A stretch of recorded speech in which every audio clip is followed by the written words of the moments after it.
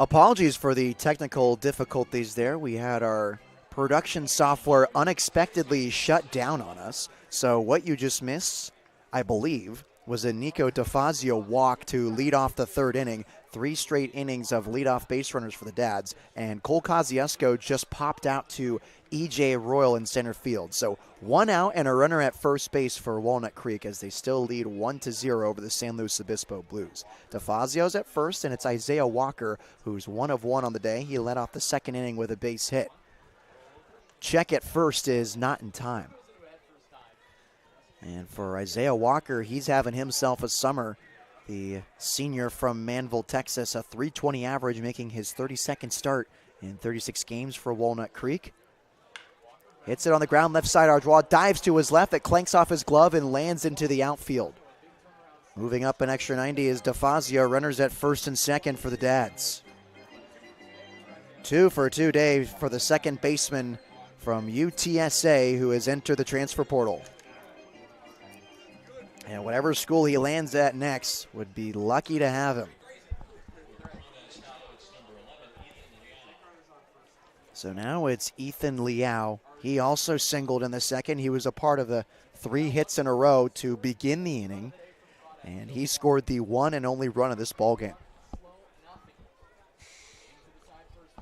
First pitch to him is flared up and out of play behind home plate on the right side. No balls and 1 strike to the left fielder from Dublin, California. A JUCO bandit from Ohlone College. Spent 1 season with them, and he was first team all-conference and was the conference batting champ. Constantine shuffles at second base as the 0-1's a slider missing outside. Evens the count at 1 ball and 1 strike. A .437 batting average in his 1 season of junior college baseball earned him a Division I spot with the Bulldogs at Gardner-Webb. 2 checks at second base for Albright as he comes home, and the fastball misses too far outside for ball 2. And in his first season of Division I play, started in 21 games at .277 average, 6 doubles, a home run for a .386 slugging. Not bad. Has had a better summer for Walnut Creek. As Albright comes home on the 2-1, he swings and misses on the fastball for strike 2.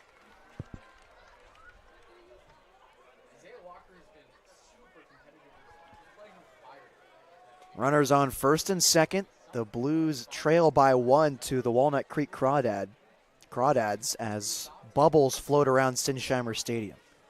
2-2. Swinging and tapping this one in front of the Blues dugout for strike 2. Now, there is no game on Sunday for San Luis Obispo.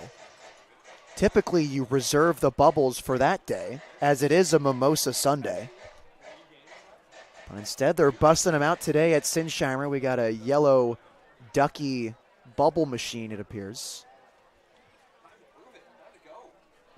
As Albright comes set on the 2-2.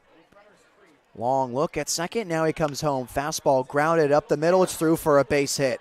Getting the windmill from third is DeFazio. The throw at second on the back door is not in time. An RBI single for Ethan Liao. The Dads lead 2-0 in the third inning. This is the Crawdads offense we're accustomed to seeing. This summer, they're averaging just north of 7 runs per game. They had only scored 17 in their past 6 games, lessening that average a little bit, and it appears that they're back. So DeFazio scored on the Ethan Liao single. As runners both go, the ball's hit in the air to center. Royal still going back. He's at the warning track, makes the running grab, hits the wall. Nice snag for the center fielder for Utah Tech for the second out of the inning. EJ got a real good beat on that baseball. He's so fast out on the base paths out in center, and he makes the nice grab running towards the fencing for the second out of the inning. Long fly ball out for Jackson Bird. These Crawdads hitters are all over Cody Albright. Bubbles still swirling around in front of the press box as the first pitch to Azpilicueta is swung on and missed for strike one. Azpilicueta reached on a fielder's choice in the second inning. That produced a run for Walnut Creek. One of the two they have this afternoon. 0-1 is bounced on the ground left side. Comerford leaps and taps third to get the force out, and the side is retired. Another run for the Dads on 2 hits, no errors, and 2 runners left on base. It's 2-0 Walnut Creek, heading into the bottom half of the third inning. I'm Nate Mills on the SLO Blues Streaming Network.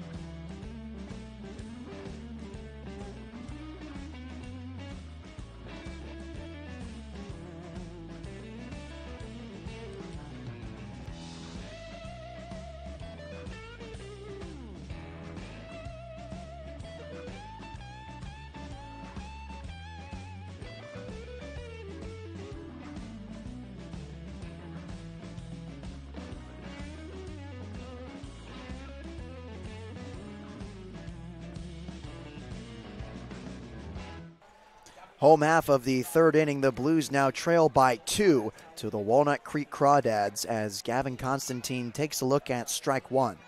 RBI single from Ethan Liao. He's having himself a day, a 2-for-2 afternoon. Run scored and an RBI now. Drove in Nico DeFazio, who reached on a leadoff walk. So now 2-0 Walnut Creek as Constantine, Royal, and Ardois are due up for San Luis Obispo.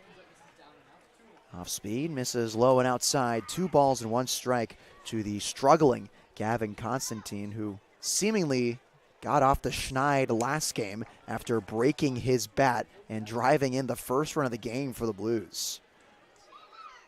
Talked with Constantine before today's game as the 2-2 comes home, and he chases at that fastball for strike 3. Second K of the day for the Blues offense, and there's 1 gone in the third.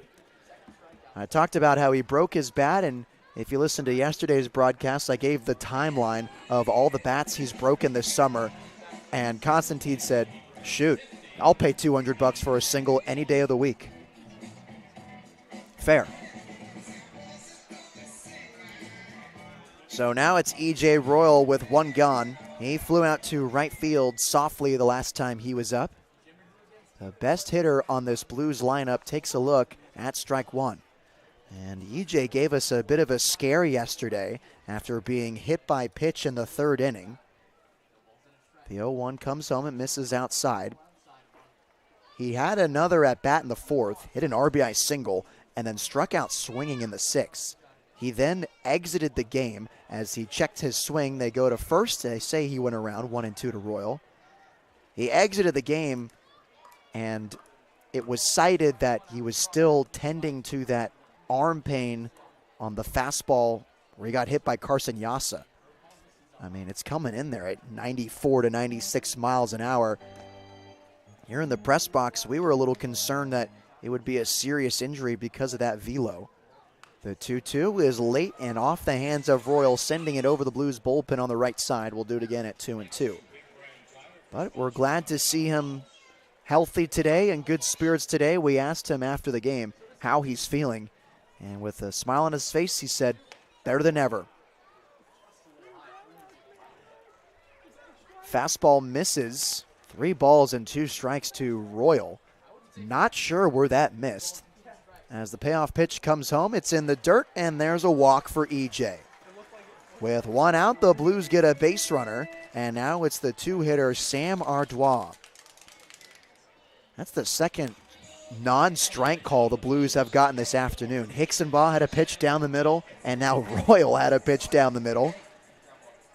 It's up for this offense to capitalize on that. Talked about in the pregame show how the offense is needing to catch up with the dominant pitching the Blues have had all summer. Royal with an average lead off first base, and Ardois, who's 0 for 1 today with his new red gloves. He swings and softly taps this one for the Crawdads dugout. No balls and 1 strike. So Ardois played last spring at the University of Texas, entered the transfer portal early on this summer, and quickly committed to the University of Louisiana Lafayette, the Raging Cajuns, who famously wear red. So these are his newly purchased red batting gloves, trying to represent his new university, playing Division I baseball. Will share the same campus with his sister, who is playing Division I softball. Hits it on the ground, right side, and it goes underneath the glove of Azpilicueta for a base hit. Stretching it into third is Royal as he slides just right of the bag, gets his left hand on there safely.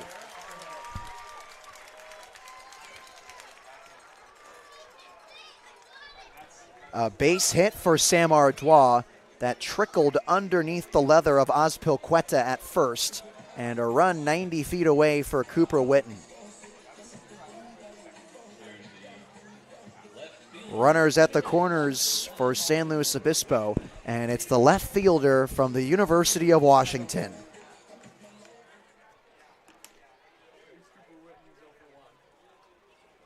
Ardois with his hands on his knees at first, as Witten takes the first offering low and inside for ball 1.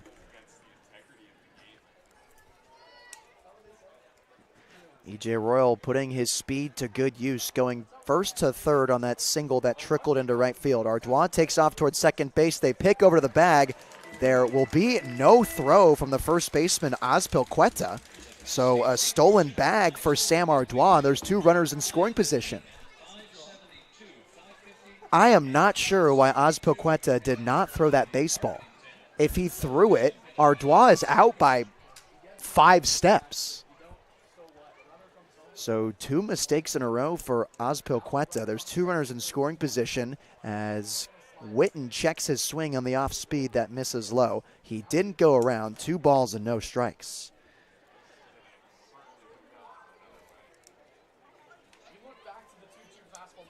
Ardois, who has earned the reputation of reckless base running this summer.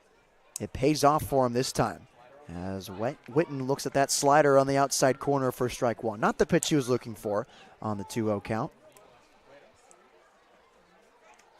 Still ahead against E.J. McGrew, who's trying to work himself out of this jam. 2-1. He swings and misses at that sweeper that almost hits Witten's back foot. 2 balls and 2 strikes.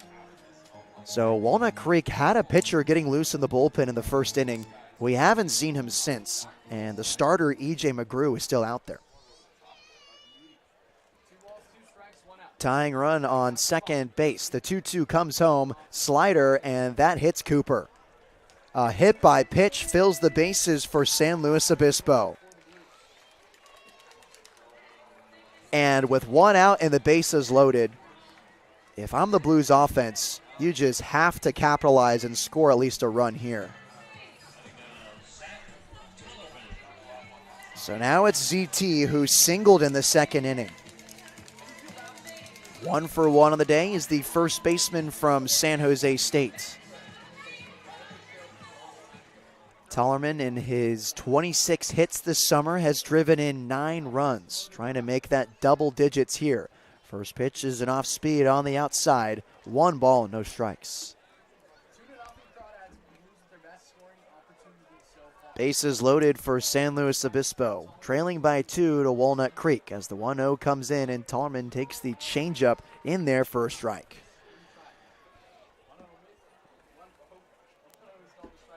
E.J. Royal at third, Sam Ardois at second, Cooper Witten at first base on the hit by pitch. Here's the 1-1. Off speed in the inside corner for a strike. 1-2 to the first baseman. Trying to toughen up with 2 as his right-handed stance goes chalk to chalk in the right-handed batter's box. Here comes the pitch. He swings and pops this one, playable in the infield. Azpilicueta calls off his pitcher and squeezes it for the second out of the inning. And we talked about Tarman avoiding the ground ball out. He does the polar opposite and pops it up in the infield for the second out of the inning. So now it's up to Parker Goff with 2 gone in the third. Goff, the catcher, walked in the second inning. And we are understanding of the power he has. 8 doubles, a triple, and 18 hits. The slugger from Harriman, Utah, third on the team at BYU in slugging.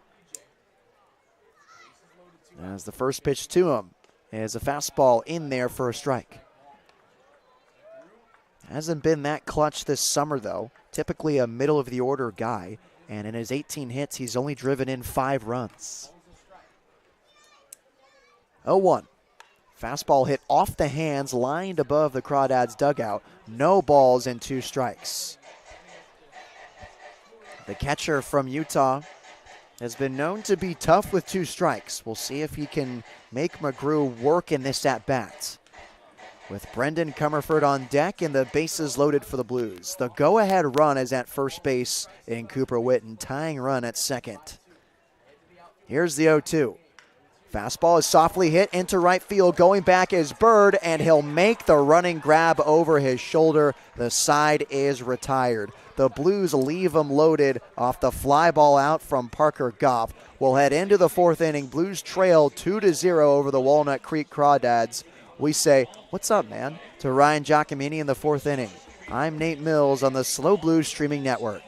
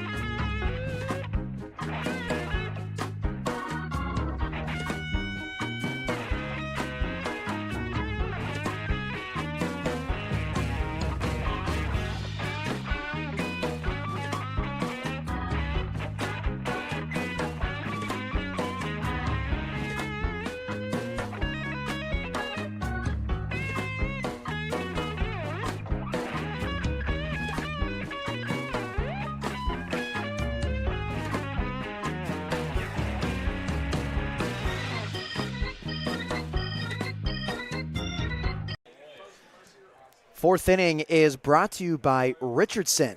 They're the official headwear provider of the California Collegiate League. Be sure to go to richardson.com to check out more headwear and baseball gear on their website. Richardson, quality in every stitch. Well, the Blues left the bases loaded in the bottom half of the 3rd inning. We've entered the middle third of this ball game. Walnut Creek is up on the Blues 2-0 as Ryan Giacomini joins me in the broadcast booth. And Ryan, the Blues offense is dealing with a problem we haven't seen in a bit. It's scoring with runners in scoring position. As the 2-0 comes in there and misses low, 3 balls and no strikes. You're absolutely right. The Blues today have not got a hit with a runner in scoring position, and they've left 5 runners stranded, and in result they're down 2-0 in the most crucial game of the summer. Albright comes in with the fastball for a strike. And on the end of Cody Albright, hitters are ambushing his fastball at a rate we're not used to seeing. And honestly, it should come to no surprise as this is one of the better hitting teams in the CCL, as this one is a walk to the leadoff man, Ben Royo. 4 innings with 4 leadoff runners, and that is what surprises me the most. 3 walks on the day for Cody Albright compared to his 1 strikeout. It's not the normal Cody Albright we're used to seeing. Just trying to figure it out here in the 4th inning and get his team back on track.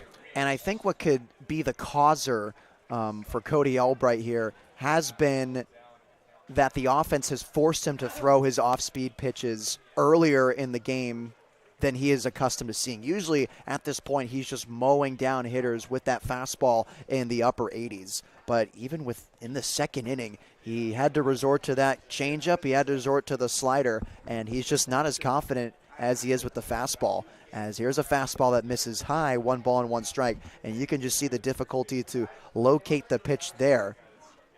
None of the pitches are clicking for Cody, and that's what has been working for him this summer. He starts off with the fastball, he kind of ramps it up, and then he slowly introduces all the secondary ones, and they all work for him. But because he's had to reach into his back pocket earlier in the game, that's where we're running into some trouble, as we're seeing Eddie Tierney warming up in the Blues bullpen. So now it's Xavier Rios who walked in this 2nd inning. Albright just gave up a walk to lead off the 4th inning. Here's the 2-1. Fastball going the opposite way down the right field line. It will be foul. Foul by a few feet off the bat of Xavier Rios going the opposite way. He'll have to walk back into the box. 2 balls and 2 strikes. Rios did a really good job sending that pitch where it was in the zone, an outside pitch, and he tried to poke it down the right field line. And Hicksonball was pretty far off that line. We'll see where he goes back to play defense now after watching that ball. Regular shading for the infielders. Hicksonball slightly shading towards right now. Rest of the outfield playing pretty deep, as this one is spun right behind the hitter Rios. 2 balls and 2 strikes once again. Tollerman holding on the runner at first, and Ben Royo, as Rios takes a deep sigh, stepping back into the batter's box. Albright comes set from the stretch. From the belt, he delivers. This one's chopped on the ground left side. It will be foul. And that's something the Walnut Creek Crawdads have done well today as well. They get in 2 strike at-bats, and they make Albright throw a lot of pitches as they spoil the fastballs, down the left field line, down the first base line, what have you. A lot of pitches is definitely what Cody Albright has thrown through 3 innings of work. He's at 71 pitches. That's a high number, as there's no surprise Eddie Tierney's getting loose in the bullpen for the Blues. I believe there's 3 relief pitchers at Dean Trainer's disposal today. Eddie Tierney, Sean Cannon, Matthew Gonzalez. 2-2 is a slider just missing outside. Albright wanted that one. It misses just outside of the zone. Goff talking with a home plate umpire about it. Fills up the count at 3 balls and 2 strikes to Rios. And Dean's going to need the best he can get from the bullpen, trying to win this game and give themselves a chance to host the game on Wednesday rather than Tuesday. Check at first is not in time. First place in the CCL North is on the line in the Blues' final game of the summer. Of course, after this, the Crawdads play the Menlo Park Legends tomorrow. They'd have to lose that game with a Blues win today for the Blues to get first place. Strike 3 looking on the fastball in the outside corner to Rios. There's the 2nd K of the day for Cody Albright, and there's 1 gone in the 4th inning. Rios not too happy with that call. May have been a little bit outside, but it's been a strike all day long. Can't just sit there and leave the bat on his shoulder. So Rios goes down looking and will flip it to the top of the order in Casey Cummings, center fielder who is 1 for 2 this afternoon, a single and a strikeout swinging in the 2nd to end the inning. First pitch is a fastball, pretty similar one to what Rios struck out on for strike 1. Cummings leading off today after batting 2nd yesterday. A 1 for 4 evening with 3 strikeouts. 0-1, nicely placed fastball, didn't miss by much on the outside. 1 ball and 1 strike.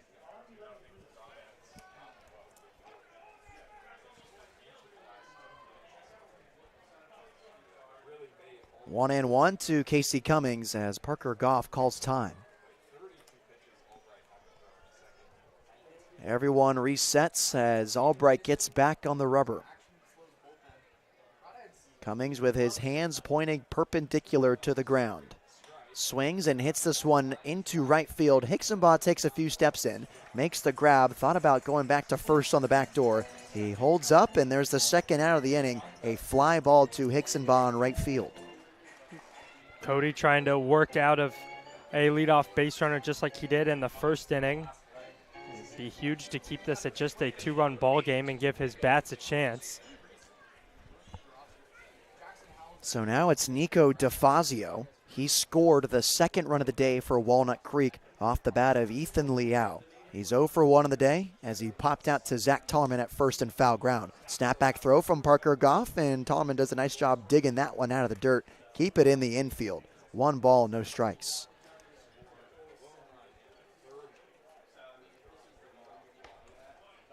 Short lead on first base for Ben Royo. A 2-0 ball game. The Dads leading the Blues. Runner takes off towards second base, and there won't even be a throw from Parker Goff as Cummings, or check that, Royo timed that perfectly.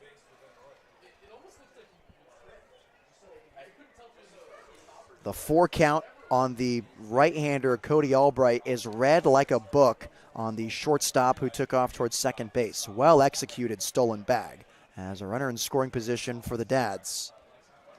There's a fastball on the outside for a strike.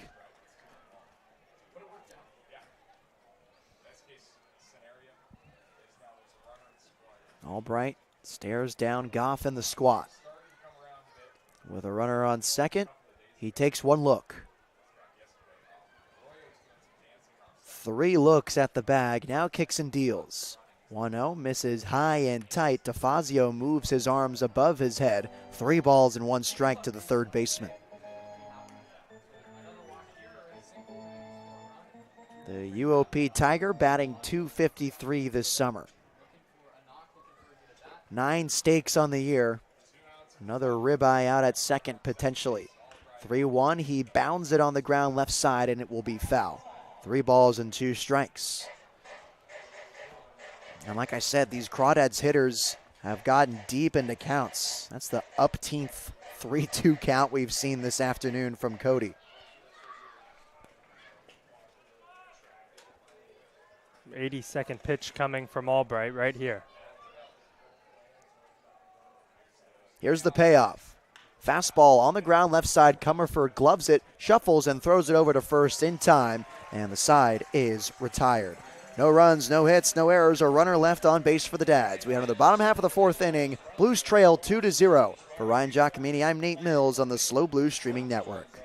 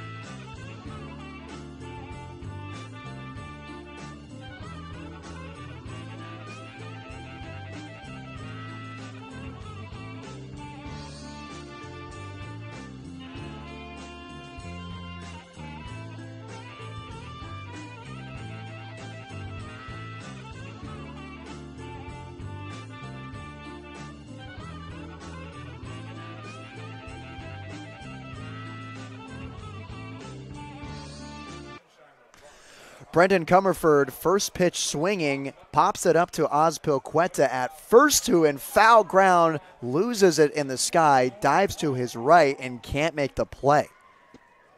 As Pilqueta is having a rough day over there at first base, had that ball go under his glove, then a pickoff attempt that was perfectly executed by the pitcher McGrew, and then just didn't throw to second to try to get Ardois out. And then that right there gives Brendan Comerford another life.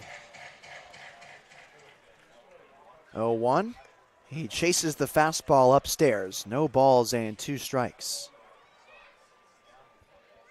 Comerford 0 for 1 in the day, a fly ball to left field. 0-2 is chased high for strike 3. Brendan Comerford strikes out on 3 pitches, and there's the first out of the 4th inning.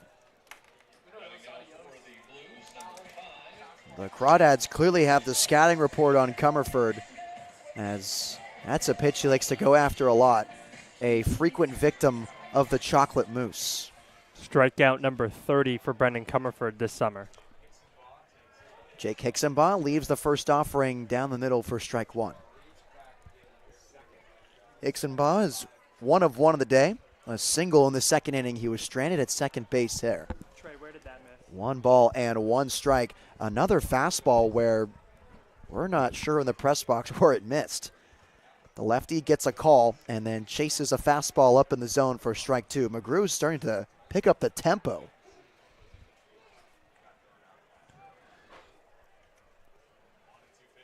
1-2. He bounces it on the left side. The shortstop, Royo, gets it on the big hop. The throw is offline. Infield base hit for the lefty from Monterey Peninsula College. That's his 2nd knock of the day.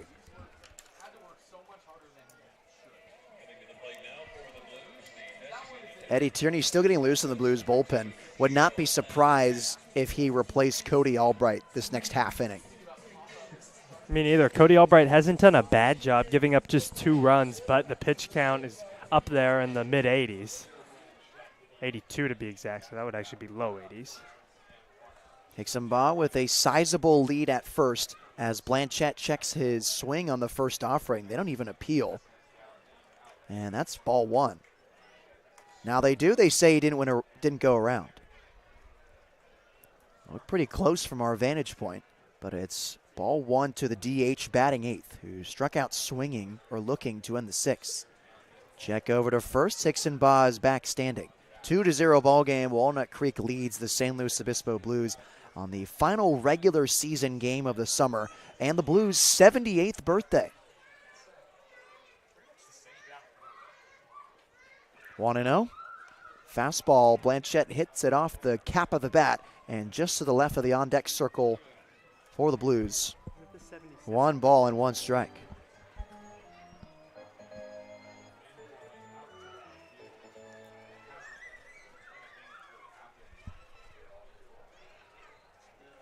Throw to first, and Hixenbaugh is there, no problem.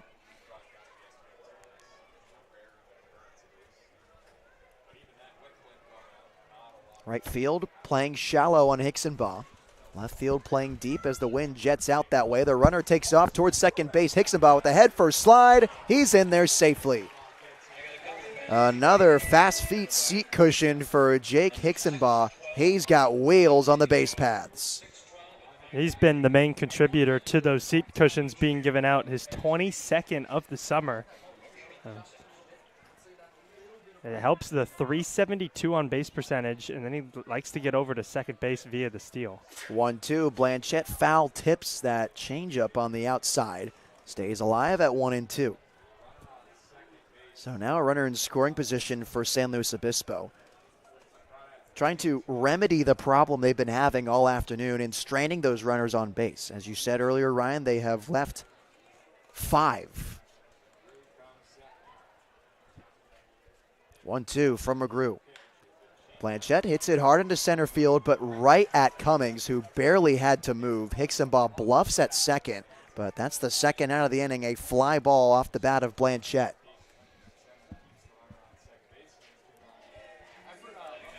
So now it's Gavin Constantine, the second baseman batting 9th, who struck out swinging to begin the 3rd inning. Constantine had been struggling up until yesterday. He had 1 hit in the whole month of July, and then yesterday he had 2, including one of which was a RBI base hit. Constantine has flashed the leather so well this season. as he chases the fastball above the zone for strike one. And it would be nice to see the bat follow through to the same tune as his glove, especially as the Blues look to make a playoff push as the second pitch misses low for ball one. 1-1 to the second baseman from McKinney, Texas. A runner on second base, the Blues trailing by 2 to Walnut Creek. McGrew with a peek at the bag, comes home and hitting it back up the middle, off the mound and into the outfield, a base hit. Hixenbaugh comes in to score on the RBI single from Gavin Constantine. He slaps his first base coach in the chest, and the Blues now trail by 1 to the Dads. The slump, I can confirm, is officially over. Gavin Constantine gets it done right there with 2 outs in what is the biggest game of the summer for the San Luis Obispo Blues. He gets an RBI base hit, a pretty well hit ball, kind of off the end of the bat, but it was able to just sneak through the infield, which was perfect. If it was hit maybe 5 or 10 miles an hour harder, it would have been a closer play at the plate, but because it was so softly hit, Hixenbaugh was able to score with ease. But he might have caught some luck there as well as it kicked off the mound. I think it put a little extra funky spin on it, made it a harder play for Walker to make, as that one just rolled into the shallow center field grass for a base hit. So a nice break for Gavin Constantine. I'm sure that had to feel good as E.J. Royal steps up to the plate with the tying runner on first base. 1-0 hits off the foot of the catcher Rios. Constantine takes off towards second. Tying run now in scoring position. And I was just going to say, I would love to see Constantine try to steal second here. You have the leadoff guy in E.J. Royal up, who's been the deadliest hitter in this lineup. If you can move a runner into scoring position, that's great. If you get thrown out, now you just have the top of the order next inning. So either way, it's in a win-win in some circumstances. Royal takes the fastball on the outside for strike one. The leadoff man leads the team and runs batted in, and it's really not even close. 36 runs batted in. Second place is 15. 2-1, and EJ hits this one off his hands, fouled off to the right out of play. 2-2 to the Utah Tech Trailblazer. Constantine has to be ready out there at second base. Any time the ball touches EJ Royal's bat, he should be taking off and hauling to try to come around third and score and tie this ball game up. 2-2.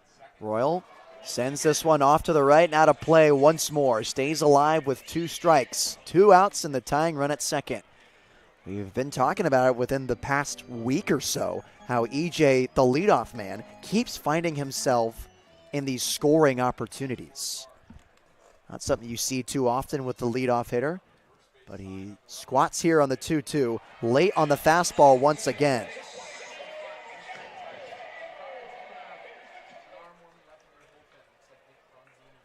EJ takes a stroll around the batter's box. He collects himself as he looks to come through for his Blues in the fourth.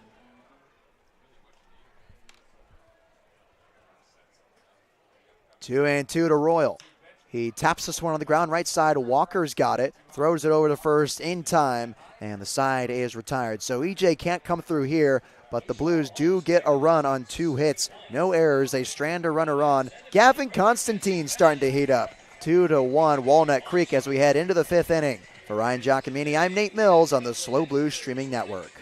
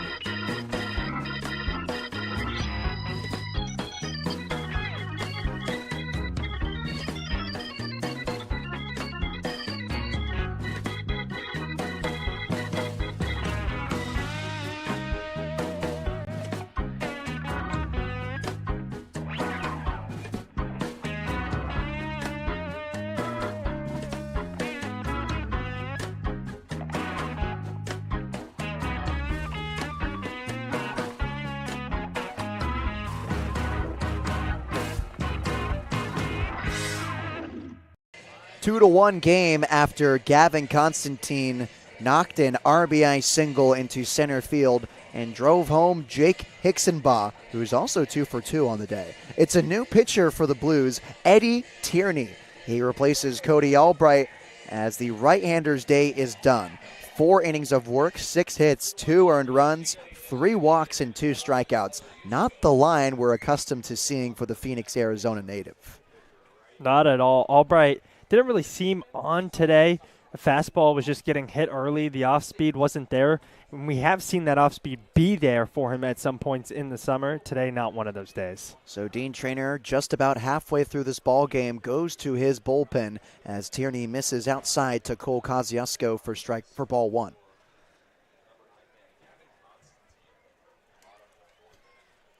From the windup, here comes Tierney. Fastball is in there for a strike on the left-handed hitting DH. Tierney, a 6'2", 200-pound right-hander, originally from Reno, Nevada, and currently goes to the University of Nevada. 1-1, and Kosciuszko lines it foul over the dugout for strike 2. He's making his 10th appearance of the summer. It's the most of any Blues pitcher. He holds a 1-2 record and is 29 in a third innings pitched. He's given up 10 earned runs for a 3.07 ERA. 1-2, misses inside, evens it up at 2 balls and 2 strikes. 22 strikeouts to his 14 walks. He also has 3 saves, so he's been used in all different parts of the game. He also has a start, so there's another different part he's been used. 2-2, and Kosciuszko chases at the fastball high for strike 3. The DH goes down swinging, and Tierney strikes out the first guy he sees. Good start from Eddie Tierney. Hopefully he can roll with that and get some momentum going. The Blues bats just got some momentum in the bottom half of the 4th inning. If Tierney can get hot, get a few innings in him, and really stretch out this appearance and give his team some momentum, that would be huge. And Kosciuszko, who is arguably the best hitter in the CCL, having a different approach this afternoon against the Blues. What stands out to me the most is him chasing the fastball above the zone. That's something we haven't seen all season, as there's a big swing and a miss from Isaiah Walker for strike 1. 1-1 to the second baseman batting cleanup. But he gets Kosciuszko to chase after the Chocolate Moose as the 1-1 misses low, 2 balls and 1 strike. Drawing walks and being patient is what's made Kosciuszko so good. I mean, he has 21 walks in his 127 at-bats. 2-1. That one misses inside, almost hitting the right knee of Walker. 3 balls and 1 strike. And when you were reading the line or the statistics of Eddie Tierney, the number that always jumps out to me is those 14 walks.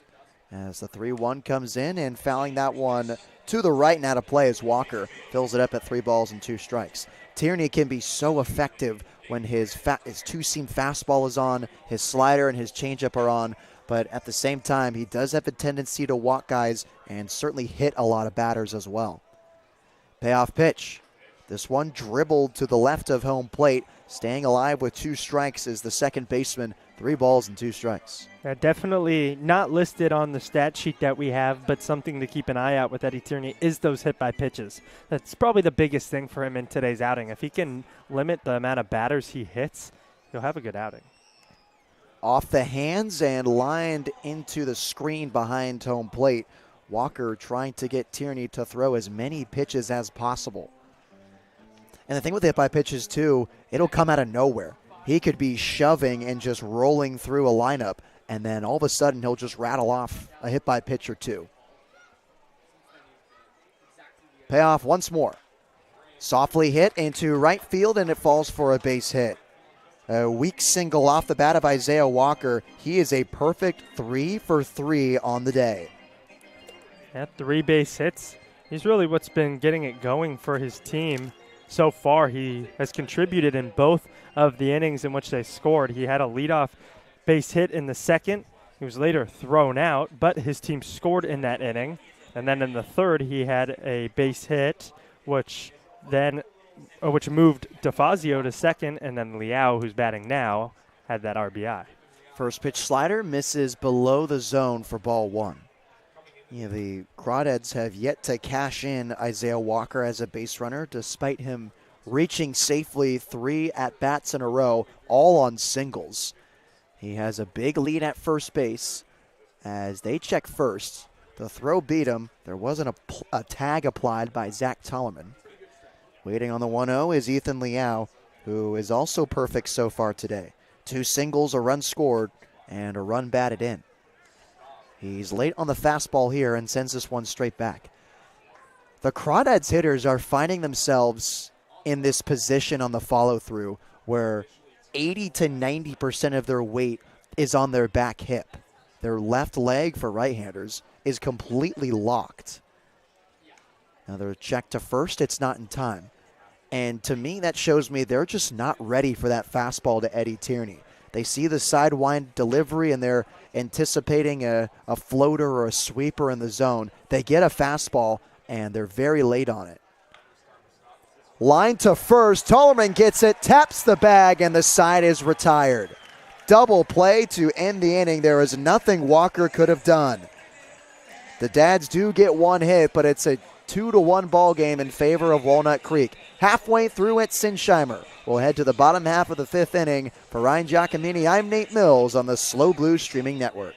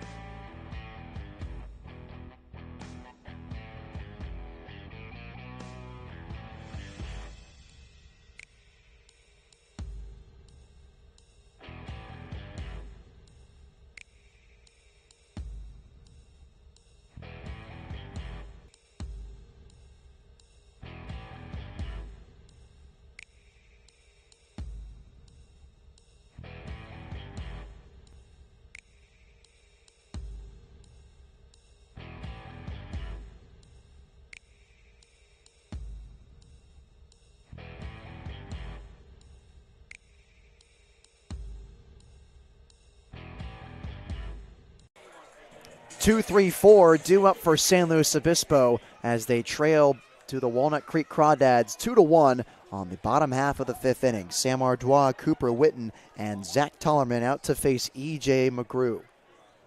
1-0 to Ardois is in there for a strike, evens it up at 1-1. Blues looking to just ride the wave, a run in the last inning, double play to end the top half of this inning, looking to keep the momentum going. 1-1, Ardois goes the opposite way, hit well in the right center gap. It falls for a base hit. Rounding first and cruising into second is Sam Ardois with the leadoff double. A big hit from Sammy that puts a runner in scoring position and no outs for the heart of this Blues order. That's exactly what I'm talking about. Riding with the momentum, Ardois kind of just poked that one into the right center field gap, but hit it hard enough and put it right in the right spot, and was able to get down for a leadoff double. Now it's Cooper Witten, who at times has flashed the ability to be one of the better hitters in this lineup. Witten knows a thing or two about power with his 3 triples on the summer, a double and a home run. He looks to trade places with Ardois as that slider misses for ball 1.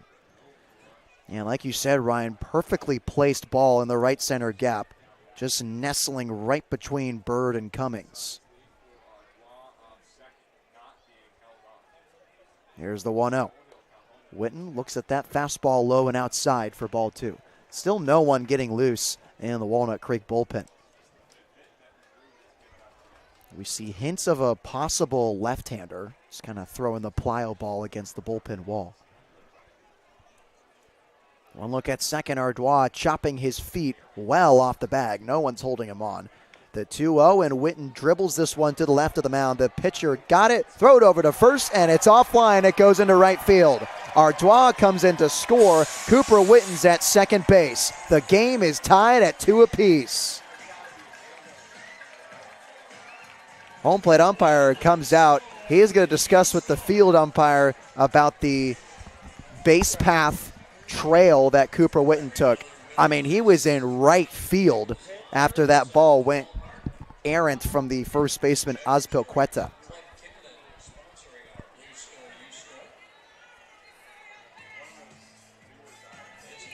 So Witten's at second, and it's tied at 2 apiece for Zach Tollerman, who's 1 for 2 on the day. Cooper Witten didn't hit that ball hard. Barely got to the pitcher's mound, but it ends up working out for him. Tollerman looks at the first pitch slider for strike 1. In the scorebook, it goes down as an RBI base hit. So whether he lined it at 100 miles an hour or softly rolled it like he did, a hit is a hit, an RBI is an RBI. 0-1, and Tollerman looks at that fastball just outside for ball 1.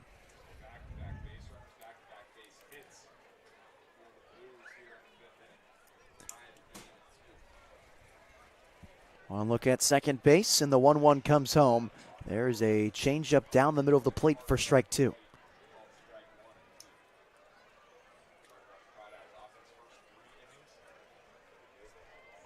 Tie ball game after the RBI single from Cooper Witten, who stands on second base. 1-2 was lined sharply down the left field line. It'll be foul. And Zach Tollerman wanted that one. Once he realized it was foul, kind of threw his head down in frustration, hit his bat to his cleat. He wanted that one bad. He only has a couple extra base hits on the summer.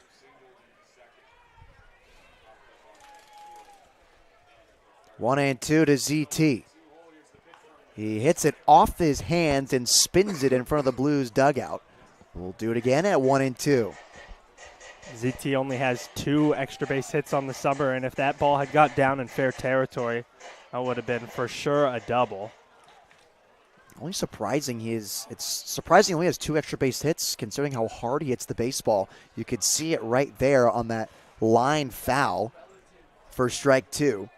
I mean, he has a track record of punishing baseballs easily over 600 slugging his 2 years at Cuesta College. 1-2, he leaves that one high, evens it up at 2 balls and 2 strikes. This game has morphed into 3 different characters throughout his college career. In his third phase, here's the 2-2. He leaves that one low. A changeup in the dirt smothered by Rios, and the count is now full.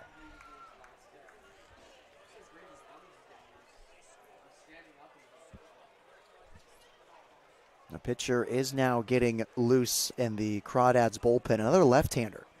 Payoff pitch is swung on and miss. E.J. McGrew pulls the string on Zach Tollerman, and there's 1 gone in the 5th inning. Zach Tollerman wanted to do more there to help his team. See, he's still a little bit upset about the double not landing in fair territory, or the line drive, I should say, not landing in fair territory. But Parker Goff is now in the box, who is a double machine. 8 doubles on the summer for Parker Goff, in second place on this Blues roster. He is hitless this afternoon, and with a runner on second, he leaves that fastball over his shoe tops for ball 1. Pitcher McGrew wants a new baseball as Witten stands on second and surveys the positioning of the Crawdads outfielders.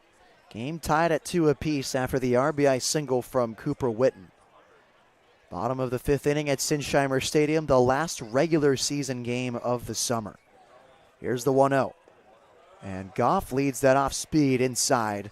Nice leave from the catcher. 2 balls and no strikes. A very weird check swing, but he was able to kind of throw his hands up and not finish the swing. Count moves to 2-0. Witten, huge lead at second. No one's holding him on, though, as the 2-0 is a changeup in there for a strike.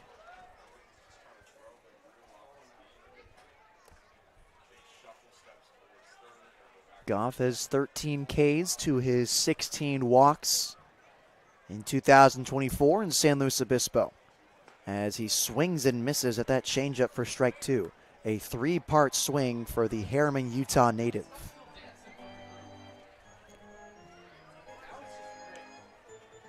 Two and two to Goff, who chokes up on his black bomb bat. Standing on deck, it's Parker Goff. Or check that, Comerford, who's 0 for 2 today as well. Goff taps this one and lines it right back into the screen. A really good spot there from McGrew and a good job from Goff to fight it off. See another pitch. One gone, a 2-2 count to the BYU catcher. Blues tied at 2 with the Walnut Creek Crawdads. The CCL North first place spot on the line at Sinsheimer. Here's the 2-2. Swing and a miss, strike 3. Parker Goff goes down swinging on the changeup. Back-to-back Ks for McGrew, both on the combio. 2 gone in the 5th inning. Not what you want to do ideally after you get a double and then a base hit. Strike out 2 batters in a row. We're looking to manufacture that run for second, especially with no outs. I mean, you just get him over to third with 1, and then a sac fly brings him home. But Cooper Witten still stands on second base with now 2 outs. So now it's Brendan Comerford. A fly ball to left and a strikeout swinging in the 4th inning. First pitch is off the hands and to the right of the press box. No balls and 1 strike to Comerford. Started out the season real hot for the Blues. Was a mainstay in the lineup for the first third to quarter of the season. Saw less playing time about midway through. Seeing an increase on the final stretch of the summer. Gets the start today on the last regular season game of the year. Has seen his struggles in the latter half of the season. We're not seeing those slugging numbers like we're accustomed to. Chasing a lot of fastballs outside of the zone, but I do like his approach. As Witten takes off towards third, the throw comes down. It's not in time. A stolen bag for Cooper Witten as the go-ahead run is now just 90 feet away for the Blues. We've seen Comerford think about going the opposite way on his base hits.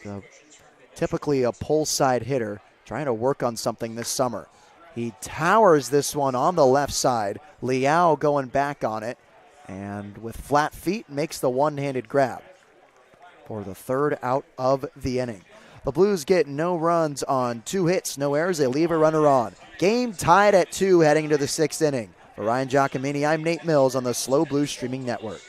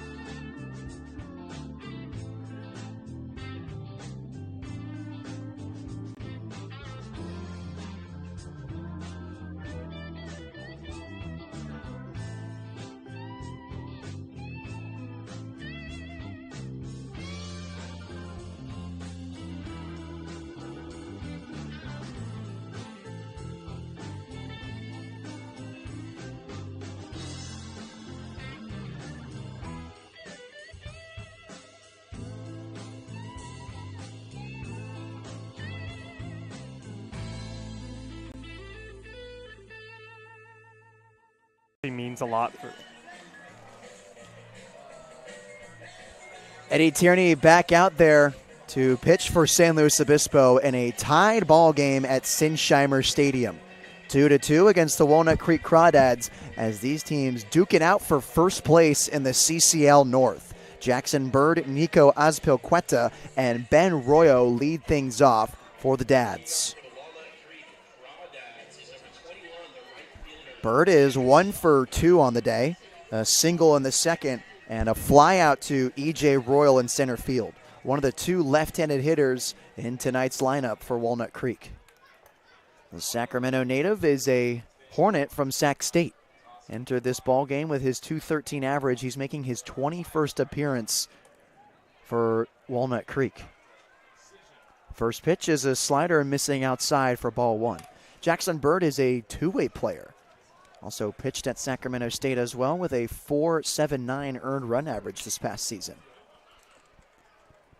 Wano, off speed, is on the bottom half of the zone for a strike. That's where Tierney lives when he's out on the mound, the lower half of the zone. From that three-quarter sidearm slot, you see a lot of low sweeping pitches. 1-1. There's another one. And fouling it to the left and out of play is Jackson Bird. 1 ball and 2 strikes to the two-way player from Northern California. From the windup, Tierney delivers. 1-2, missing way outside. He shakes his head, doesn't like that one. He evens it up at 2 balls and 2 strikes. So the Blues have officially clinched a home playoff game. Hosted on, now it's up for if it's going to be on Tuesday or Wednesday, as this one's popped up on the left side. Shortstop Ardois makes the ranging grab in front of the left field line for the first out of the inning. And at this point, the breakdown of what playoffs is going to look like is pretty simple. Blues have clinched a home playoff game. It'll be on Tuesday if they lose today, or if they win today and the Crawdads win tomorrow over the Menlo Park Legends. If the Blues win today and beat the Crawdads, and then the Crawdads lose tomorrow, they'll be the 1 seed and host on Wednesday. Fastball missing inside to Azpilcueta. All the Blues can really do is control this final game of the summer. I was talking with some of the Crawdad interns. The fate is in their hands. Fastball is spoiled up and out of play on the right side. 1 ball and 1 strike to the first baseman. Because even if the Red Hot Blues win this game, they get to go play the Menlo Park Legends, who are on a 13-game losing streak coming into today. 1-1. There's a slider on the outside corner for strike 2. The Legends were this close to securing a win against the Stompers last night, but Sonoma came back and walked it off in the 9th inning. Sweeper missing in the other batter's box for ball 2. That game for the Legends, probably one of the worst losses in their 13-game losing streak, as they were up 5-1 and then lost in the 9th inning. 2-2 is lined sharply back up the middle for a base hit. Nico Azpilcueta collects his 22nd knock of the summer with 1 out in the 6th.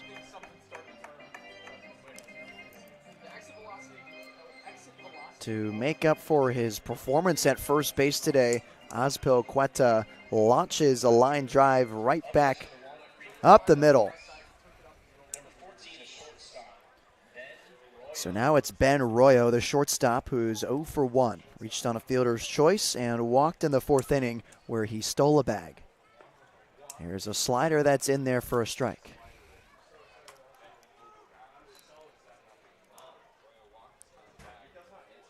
Royo regressed in his sophomore season with the Rice Owls and has since entered the transfer portal. He wraps this to the shortstop Ardois, flips a second for 1. On to first is in time.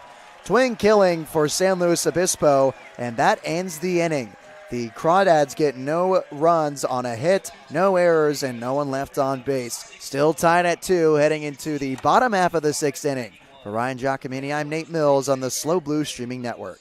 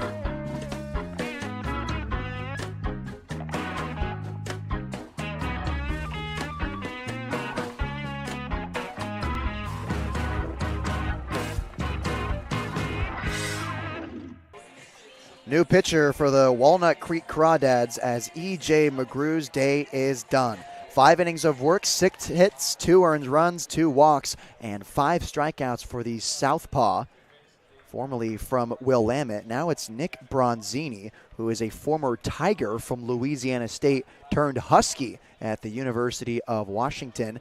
Will join Cooper Witten up in Seattle this next fall as the first pitch to Jake Hicksenbaugh is taken for a strike. Bottom of the order are due up for the Blues with the game tied at 2. 0-1 is a fastball up and inside, swung on by Hicksenbaugh for strike 2. Bronzini is a 6'4", 255-pound lefty, originally from San Ramon, California, right in that East Coast area where the Crawdads play. He is making his 9th appearance of the season right here with a 2.66 ERA. 0-2 is a slider missing low and outside. Hicksenbaugh doesn't offer. 2.66 ERA in those 8 appearances, 20 and a third innings pitched, 36 strikeouts to 14 walks. That's a great ratio with 15 hits. Pretty nice summer for the left-hander going to Seattle next fall as the 1-2 is taken down the middle for strike 3. Hicksenbaugh knew it right away. First batter Bronzini faces. It's a strikeout looking, and Hicksenbaugh's perfect afternoon comes to an end.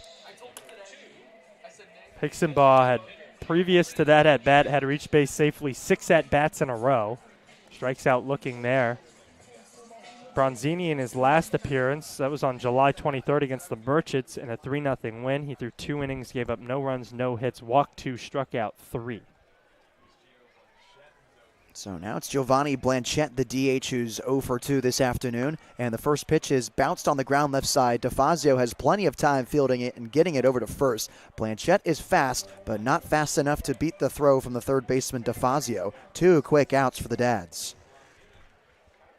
Blues have scored a run in each of the last 2 innings, and if they want to make it 3, it's going to have to start with a 2-out rally from Gavin Constantine, who already has a hit in today's ballgame, and as I stated, the last time he was up is officially out of his slump.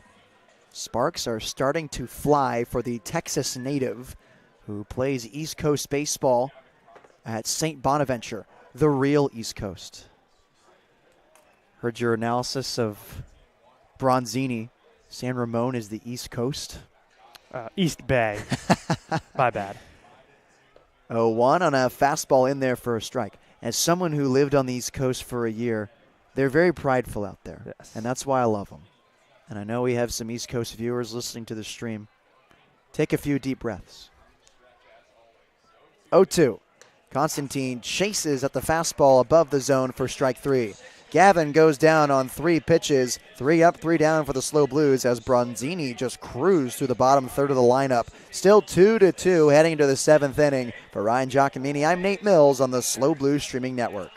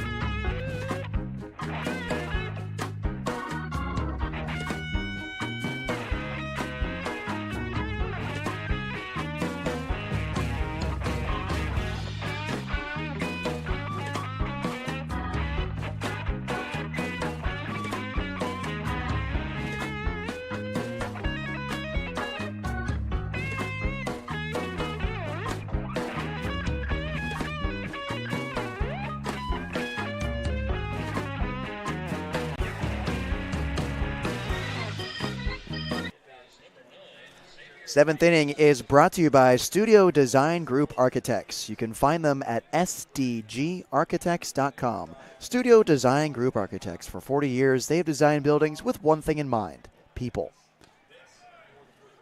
First pitch strike to the leadoff man, Xavier Rios. After him, it's Casey Cummings, then Nico DeFazio. A tied ball game entering the final third at Sinsheimer. Off speed from Tierney, misses inside. 1-1 strike to Rios. Xavier is 0 for 1 the day, a strikeout looking, and a walk in the second inning.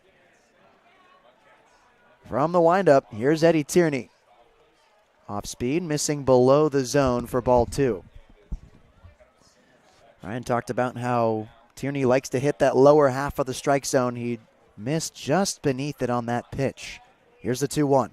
Another slider hitting the low and outside corner for strike 2. 2 balls and 2 strikes to the catcher, Rios. 9 walks to his 13 strikeouts this summer. As the 2-2 comes in. Fastball outside corner for strike 3. Xavier Rios goes down looking for the second time today, and there's 1 gone in the 7th inning. Tierney just nibbled at that low and outside corner on the fastball and the slider. It was the slider that sat Rios down. 1 gone in the 7th.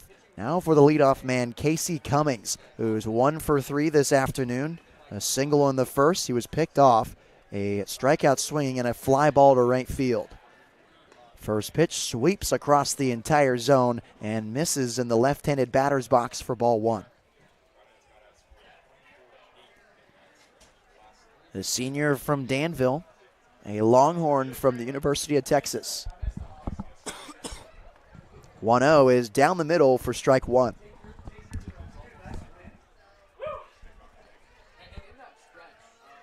Cummings with a tied ball game. Ardois, the shortstop, shifting towards the third base line as the 1-1 comes home, and that one skips over home plate for ball 2.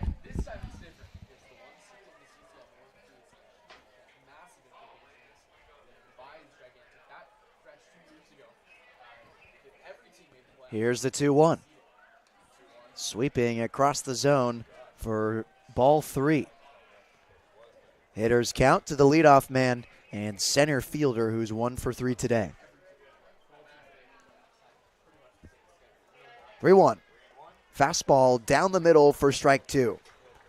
Full count to Casey Cummings. The strikeout numbers have been awfully high for Casey this year. 50 in his 142 at-bats. As the payoff pitch comes in, he dribbles it on the ground left side off the glove of Comerford. It rolls into left field. He goes for 2. Here comes the throw from Witten, picked by Kevin Constantine, and it's not in time.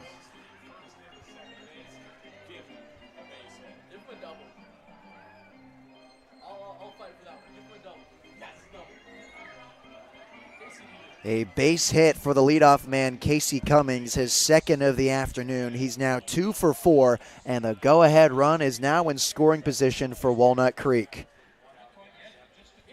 Extra base hit for Casey, as it's now Nico DeFazio. He's hitless this afternoon. Grounder to third, a pop out to the first baseman, and a walk in the third. He scored one of the 2 runs today, as the slider is taken for a strike down the middle of the plate. DeFazio, a Tiger from UOP, just finished his first season with the Pacific. As Constantine chops at second base, and the second pitch is in there for a strike. Tierney now with a runner in scoring position, trying to get out of this inning unharmed.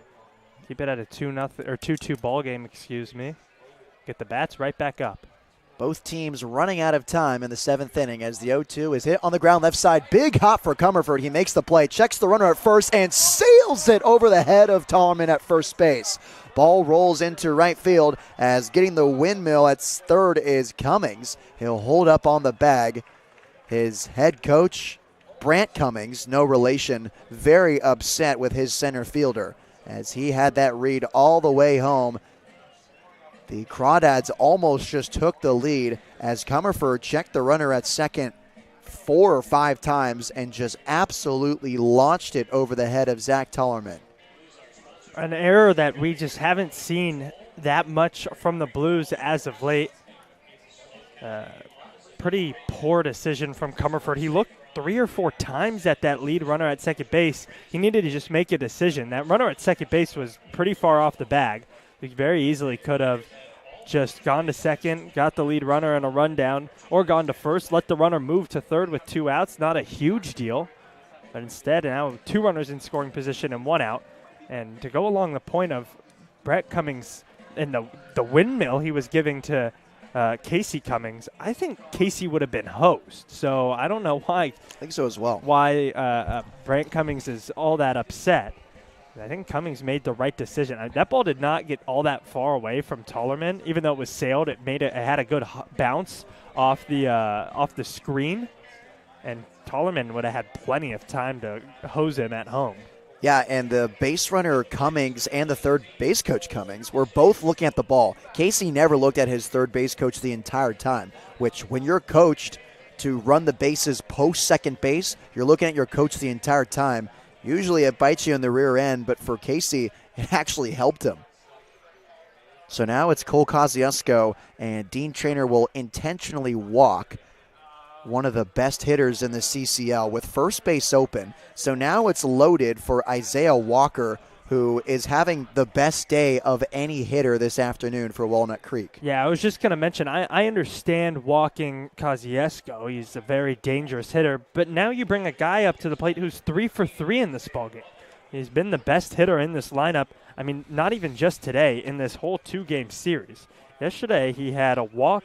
This one lined to center for a base hit. First pitch knock for Isaiah Walker. Brings in 1. The throw comes in. It's not in time. Uncomfortable slide from Nico DeFazio, and the Crawdads take the lead. DeFazio is on one knee. Looks to be pretty shaken up. But Isaiah Walker doing exactly what he's been doing all day. A line drive single right back up the middle, and Walnut Creek takes the lead 4-2 on the final game of the regular season. And that's just why I don't fully agree with that call to walk Kosciuszko, especially because he already faced Tierney, and Tierney struck him out.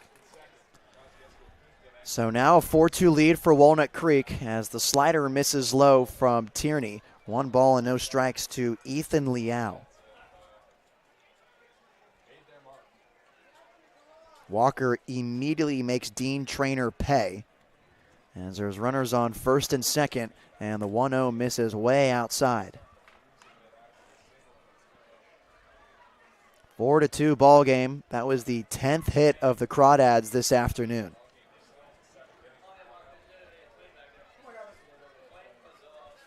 Crawdads offense heating up at the worst time possible if you're San Luis Obispo. 2-0 is chopped in front of the Crawdads dugout. 2 balls and 1 strike to Liao, who's 1 for 3. 2 base hits and a L3 unassisted double play. Line out to Tallman. He just tapped first base. There's a runner on first there as Isaiah Walker. Tierney looks at second. Now comes home. 2-1 on the outer half for strike 2. On deck, it's Jackson Bird, who's 1 for 3 today. Tierney trying to get out of this jam. 2 runs for Walnut Creek in the top of the 7th inning. This one popped up in the infield. Tierney holding his hat. Comerford calls off everyone. Makes the one-handed grab as Ardois covers third base. 2 gone in the 7th.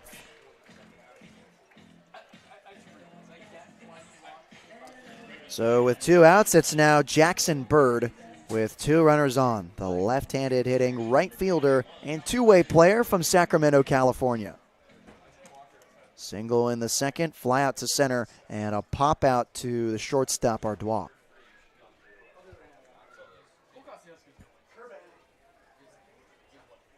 Long hold from Tierney as he finally comes home. Slider misses low, goes between the wickets of Goff. He finds it immediately. The runner at second stays there.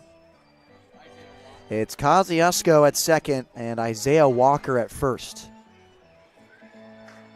I'm still kind of reflecting on that decision to intentionally walk Cole Kosciuszko, who has been swinging a cold bat as of late. He hasn't collected a base hit against the Blues in this 2-game series, as the 1-0 misses inside, 2 balls and no strikes. I mean, last night he batted third, was hit by a pitch twice, flew out to center twice as well. And then today, a grounder to second, flew out to center again, and a strikeout swinging. I understand it's hard to look at those numbers and not make that decision, but there's a special circumstance when the guy below him has 3 base hits on the day. 3 straight balls from Eddie Tierney as Jackson Bird looks to add insult to injury. Right center gap wide open as the pitch misses inside, ball 4. Bases loaded once again for the Dads, and it's Nico Azpilicueta who hit a hard hit single back up the middle last time he was up. And for Tierney, that's the first walk he's issued this outing. And to go back to the intentional walk, that was what happened before that was an E5. If you don't make that error, then you have 2 outs, maybe you pitch to Kosciuszko. There's just kind of a drop-down effect. First pitch is taken for a ball to the first baseman, Azpilicueta, who is 1 for 3 today. And this is where Tierney can struggle. He needs to throw strikes here. Can't walk in a run. 1-0. Off the hands of the third baseman, Comerford on the backhand, and he taps the bag. He collides with the runner, and they'll call him safe. There is no way that's the call. How is that runner safe? There is no way that runner is safe. The run comes in to score. Comerford is fuming. I completely understand. They literally collided. Before they even hit the bag, like 2 or 3 steps. There's no way. The run will score either way because he did tag him and the run had already scored. But that should be the third out. This inning should be over. Comerford clearly touched him on the collision. I think he was bobbling the baseball and was thinking about going towards first and then realized there was a runner coming right at him, so he made the last-minute decision to throw the tag. He got tripped up and fell on him. Either way, the glove was on his body. I mean, it's not even close. I'm looking at the replay. Comerford's laying on top of him with his glove on him, and the runner's not on the base. You could maybe make the argument that he pushed him off the base, perhaps, but I think that's a bit of a stretch. I'm just trying to find where the umpire is coming from. So now all the umpires will converge in front of the mound. Dean still chirping him as he will return to the dugout. I mean, that 100% has to be an out. I'm watching the replay over and over again, and it's unclear to me if Comerford tagged him before they got to the base, but then they're both laying on the ground, neither one of them touching the base, and Comerford very clearly puts the glove on him.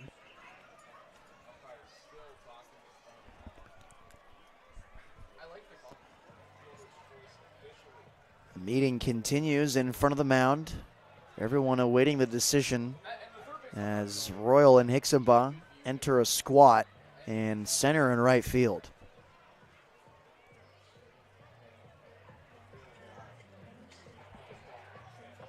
I mean, do you know what they could possibly be thinking otherwise there? The only thing I could think of is if one of the reason this discussion might be going on for so long is that one of the other umpires saw the out, and so they're trying to still figure out, what it actually is.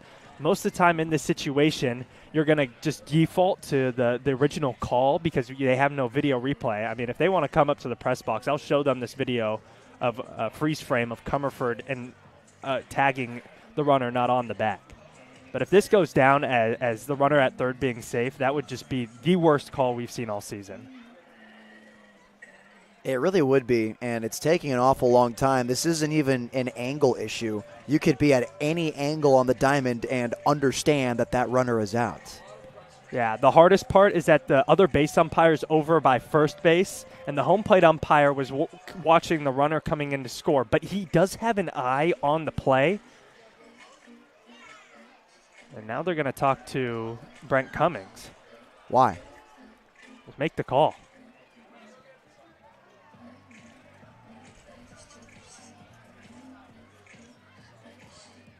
I'm surprised they're talking to him before they make the call. Yeah.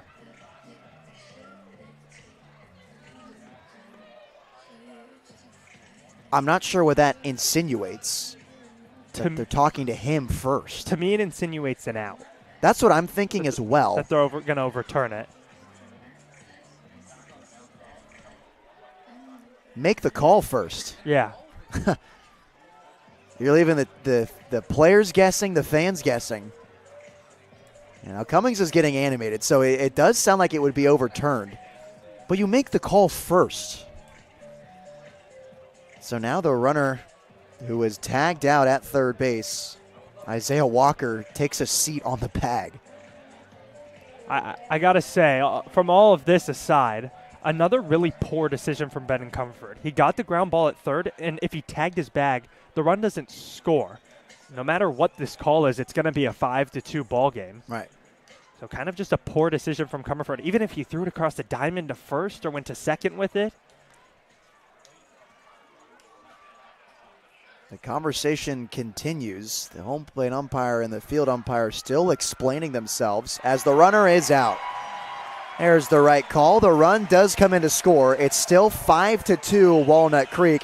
The side is retired. Some drama to end the top half of the seventh inning. We'll go to the bottom as it's time to stretch at Sinsheimer. For Ryan Giacomini, I'm Nate Mills on the Slow Blues Streaming Network.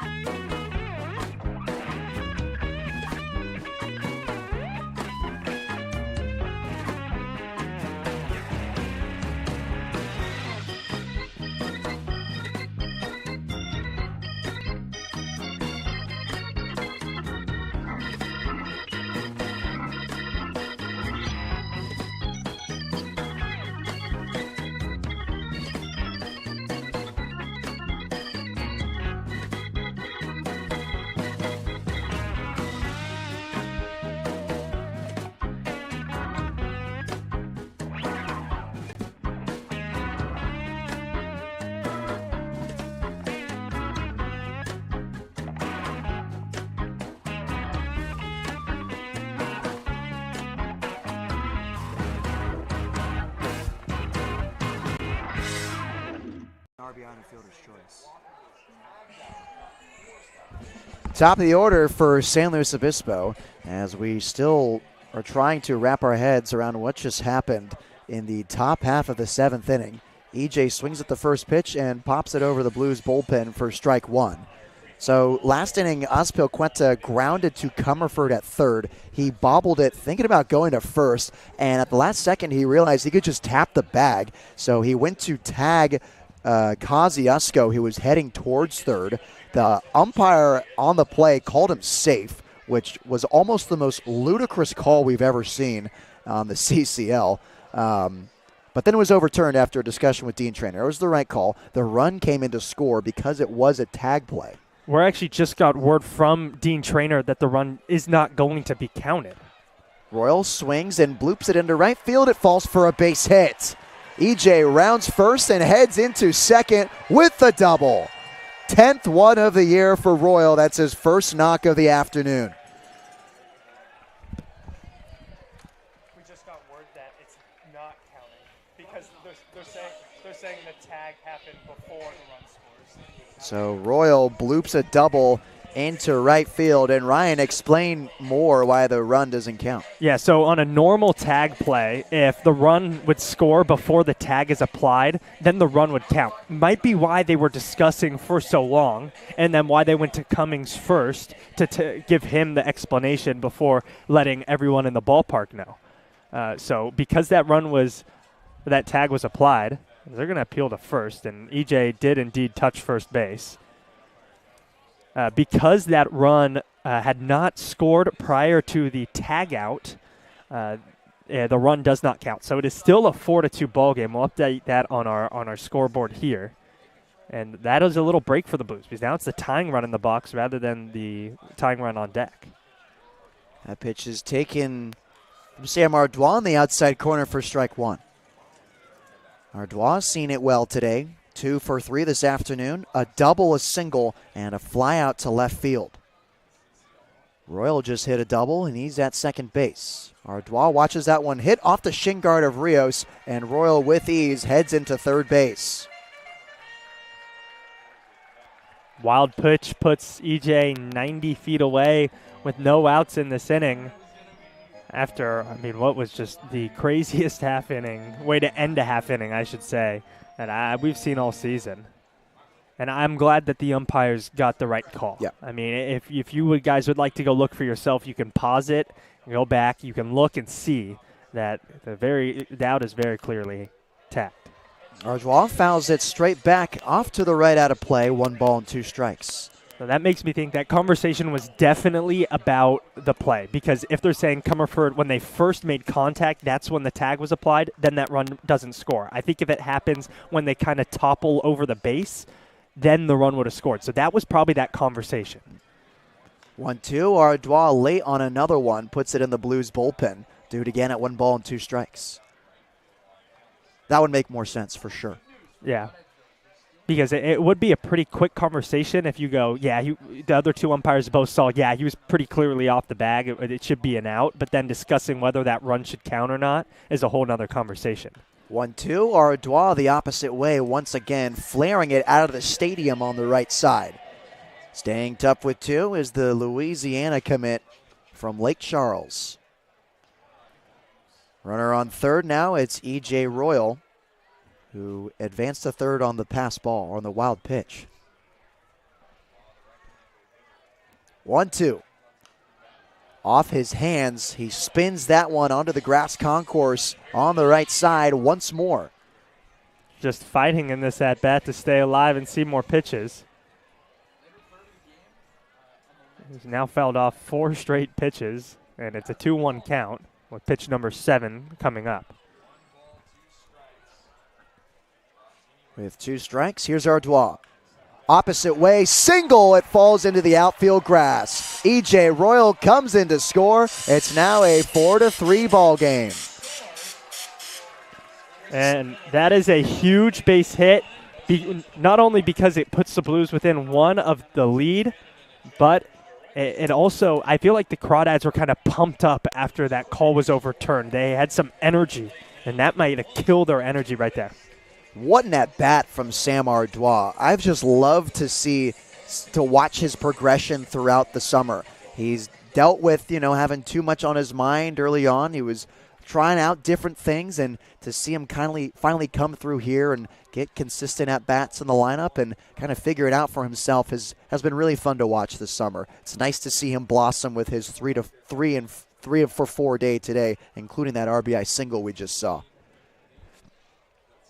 So now it's Cooper Witten. He has an RBI single himself in the 5th. He reached second on air. He's also hit by a pitch and flew out to right. This one in the dirt. Ardois stays at first base. 2-0 count to the UW Husky from San Diego.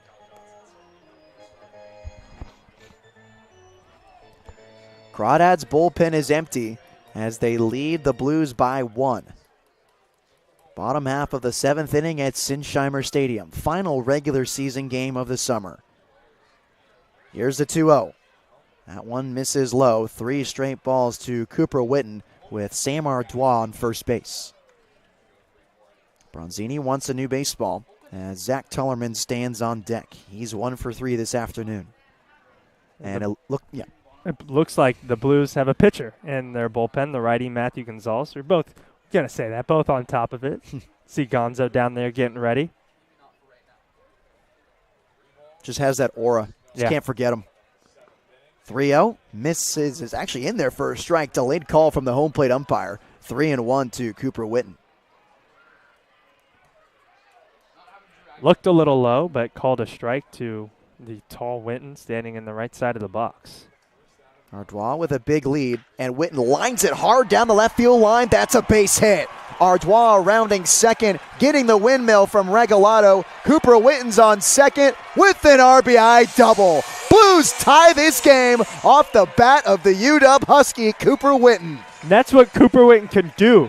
He had an RBI base hit in the 5th, but prior to that, struggling, but comes up big right there. Double down the line. Ardois pumped up as he scores and ties this ball game up for his team. 3 hits in a row for San Luis Obispo, and it's 4-4 in the bottom half of the 7th inning. Witten just scalded that one down the left field line, and with his speed, generated that piece into extra bases. Back-to-back RBI hits for San Luis Obispo, as here's a guy who knows a thing or two about collecting base hits, Zach Tullerman, with the right side of the infield wide open. He's poised to drive in the go-ahead run for the Blues. First pitch misses outside. Might have gotten crossed up there was Rios on that pitch. He goes to have a conversation with his pitcher now after hitting that one off his shin guard. Some different signs when you have a runner on second out there. Just a mix-up in the sign college there. And goes and clarifies. And very quick meeting at the mound. Trying to get on the same page with Parker Goff on deck. And a 1-0 count to Zach Tullerman. Long hold from Bronzini as he checks second base. Very long hold. And Tullerman calls time at home plate. Tullerman, who doesn't have a ton of RBIs, but the ones he has have been in clutch situations and trying to be clutch for his team right here with Witten on second. 1-0 misses downstairs. Hitters count to the lanky first baseman from Berkeley, California. A little nugget for you. I went to dinner with my mom who's in town last night. Saw Zach Tullerman there. There you go. Yeah. Fueling up for this exact moment right here. 2-0. Tullerman swings and launches this one into center field. Cummings with enough room makes the one-handed grab, and Witten tags up from second base. Here comes the throw to third. It's in time. Cooper Witten gets gunned down off the frozen rope from Casey Cummings. Rene Regalado doesn't like it one bit. And I don't like it either. I obviously don't have the best angle, but I think Witten might have got in there before the tag. Still kind of a silly decision from Witten, regardless of if he was safe or not. He just stays at second. He's still in scoring position with 1 out for Parker Goff and Brendan Comerford, 2 guys who know who hit for extra bases, drive and runs. That is a huge out for the Dads, especially for a fast runner like Cooper Witten. Goff swings and misses at the first pitch fastball upstairs for strike 1. And I thought he was bluffing towards third base because he took hard steps off the bag at second. I didn't think that fly ball was hit deep enough at all. I know Witten is very fast. We saw the acceleration towards the bag. But that throw beat him by 3 steps. Goff hits this one off his hands and straight back. No balls and 2 strikes.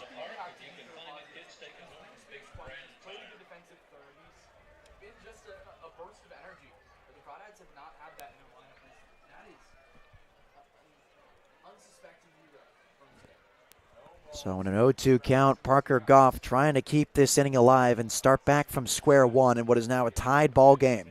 As he takes a look at strike 3 right down the middle of the plate. A fastball, and Goff strikes out for the second time today. The Blues do get 2 runs on 3 hits, highlighted by the Cooper Witten RBI double. We'll head into the 8th inning, tied at 4 apiece. For Ryan Giacomini, I'm Nate Mills on the Slow Blues streaming network.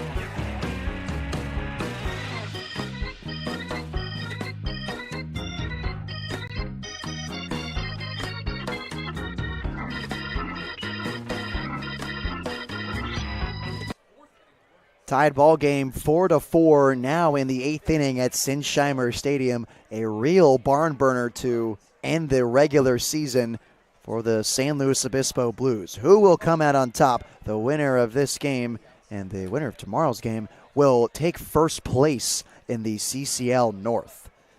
With a Blues win today, they're relying on a Walnut Creek loss tomorrow to take first place.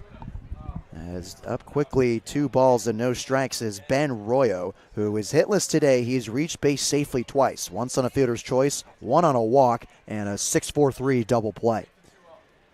2-0, misses inside, backs Royo off the plate. 3 straight balls from Eddie Tierney.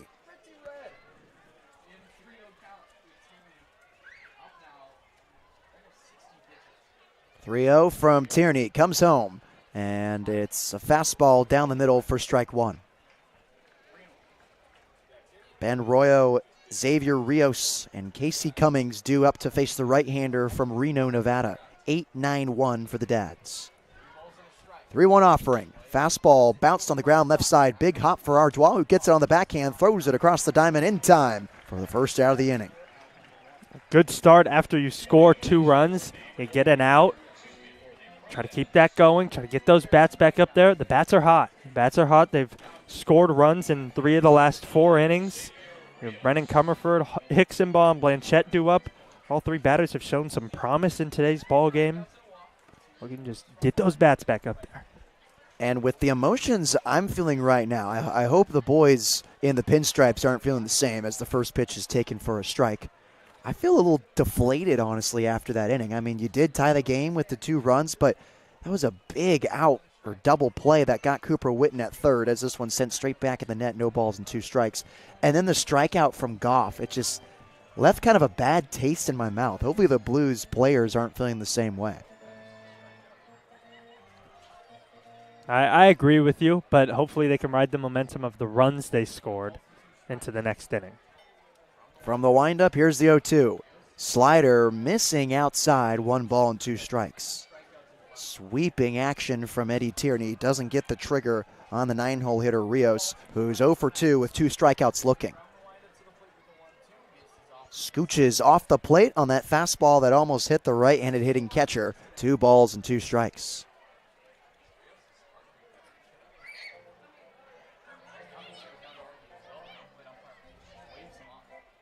First baseman Zach Tullerman well off the bag at first, playing the pull side to the righty.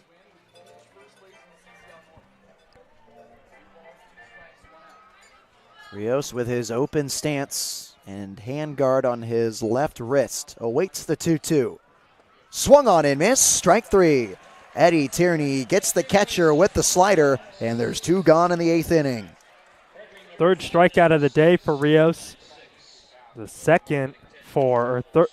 third for Tierney as well. Just looking to ride the momentum. Hopefully, of all people, if at least Tierney isn't feeling deflated, he can get him out of this inning and get those bats back up there. So now it's the leadoff man who gets hit. Right in the ribs, it looks like, and Casey Cummings keels over near the right-handed batter's box. First pitch to the leadoff man plunks him in the side. That one hurts. I've never been hit in the ribs, only the legs and the arms and the back. The ribs, that's just such a tough spot. You're just so exposed there. Not a lot of muscle. It's kind of just like skin and bone for the most part.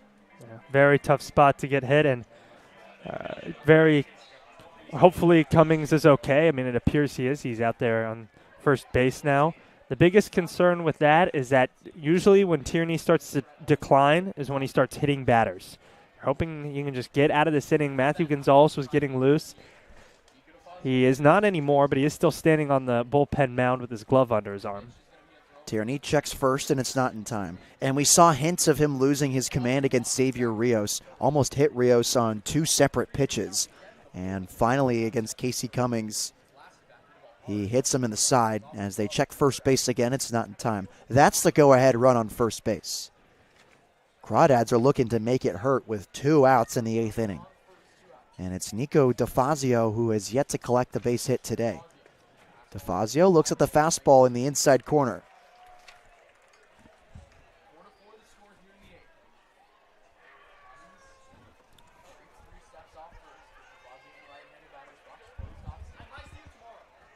Oh, and 1 to Nico DeFazio with a runner on first. It's a slider sweeping across the zone and missing outside. 1 ball and 1 strike.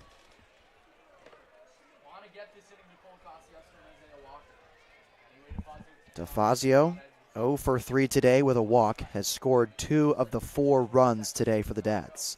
Swing and a miss. Here's the backdoor to first. Tallman applied the tag. The runner wasn't even close. Cummings was halfway towards second base. Tallman thought he was right at his hip. And now the go-ahead run is in scoring position. That's a pretty big stolen bag there, but you're 1 strike away from getting out of this inning. 1 ground ball, 1 fly out, 1 pop out. Constantine holds on the runner at second as this offering is flared up and out to the right at a play. 1 ball and 2 strikes. Now, I would agree with you with the deflated feeling if now there's a bloop single or something along those lines that brings that run across to score. That's all that the Crawdads need. DeFazio has put 3 balls in play today, none of them for base hits. As the 1-2 comes in, this one's chopped on the ground left side. Artois gets it on the easy hop, throws it on to first in time. Tierney escapes the jam, and the side is retired. No runs, no hits, no errors, a runner left on base. We head to the bottom half of the 8th inning, tied at 4. For Ryan Giacomini, I'm Nate Mills on the Slow Blue Streaming Network.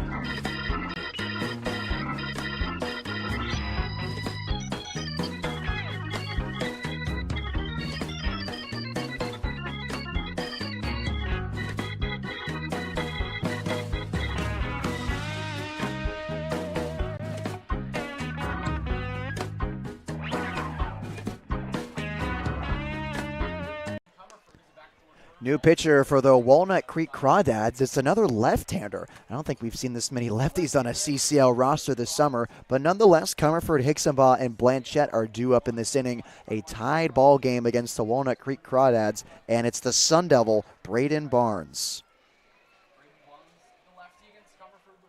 Here's the 1-1, and Comerford chases at the fastball at his head for strike 2. Braden Barnes, 6'2", 195-pound left-hander from Chandler, Arizona. Like Nate mentioned, he goes to ASU. This is his 12th appearance. Comerford gets a hold of that one up in the zone. It's falling fast, and it's in for a base hit.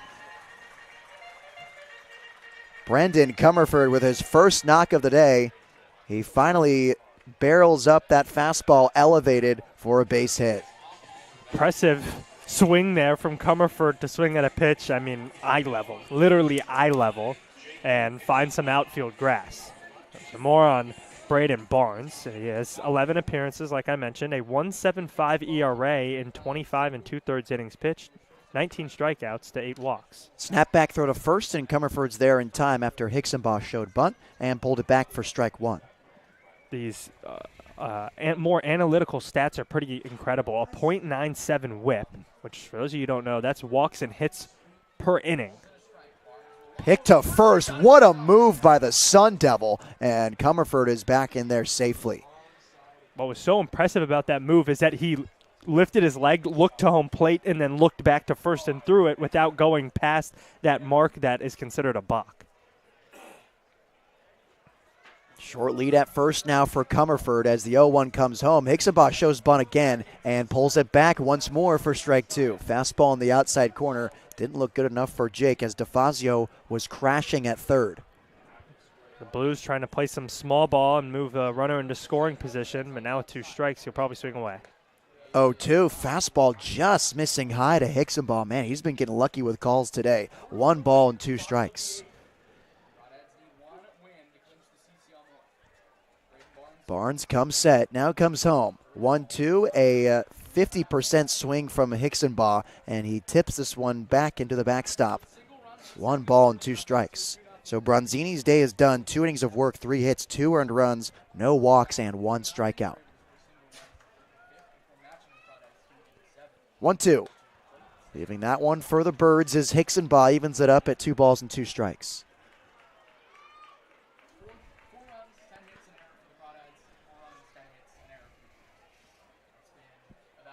2-2.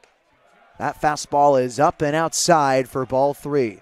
Good set of peepers on Jake Hicksonbaugh, leaving those offerings upstairs. The good set of peepers is not a new purchase. He's had them all season long.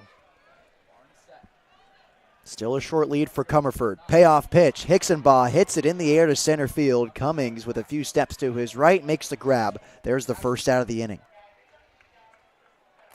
Well, it'd be interesting to see what the Blues decide to do here now with 1 out, runner on first. Does Gio Blanchette square to bunt, move that runner over with 2 outs? At least you get a runner in scoring position for Gavin Constantine, who's been swinging the stick very well recently. He has 3 hits in the last 2 games. So now it's Gio Blanchette with a runner on first. Gio is 0 for 3 today, a strikeout swinging, fly out to center and a grounder to third. And Blanchette leaves the first pitch breaking ball in the dirt for ball 1. Trying to move the runner over with 1 out. Here's the 1-0. Gio looks at that curveball in the outside corner for strike 1. On deck, it's Gavin Constantine, the second baseman, batting 9th.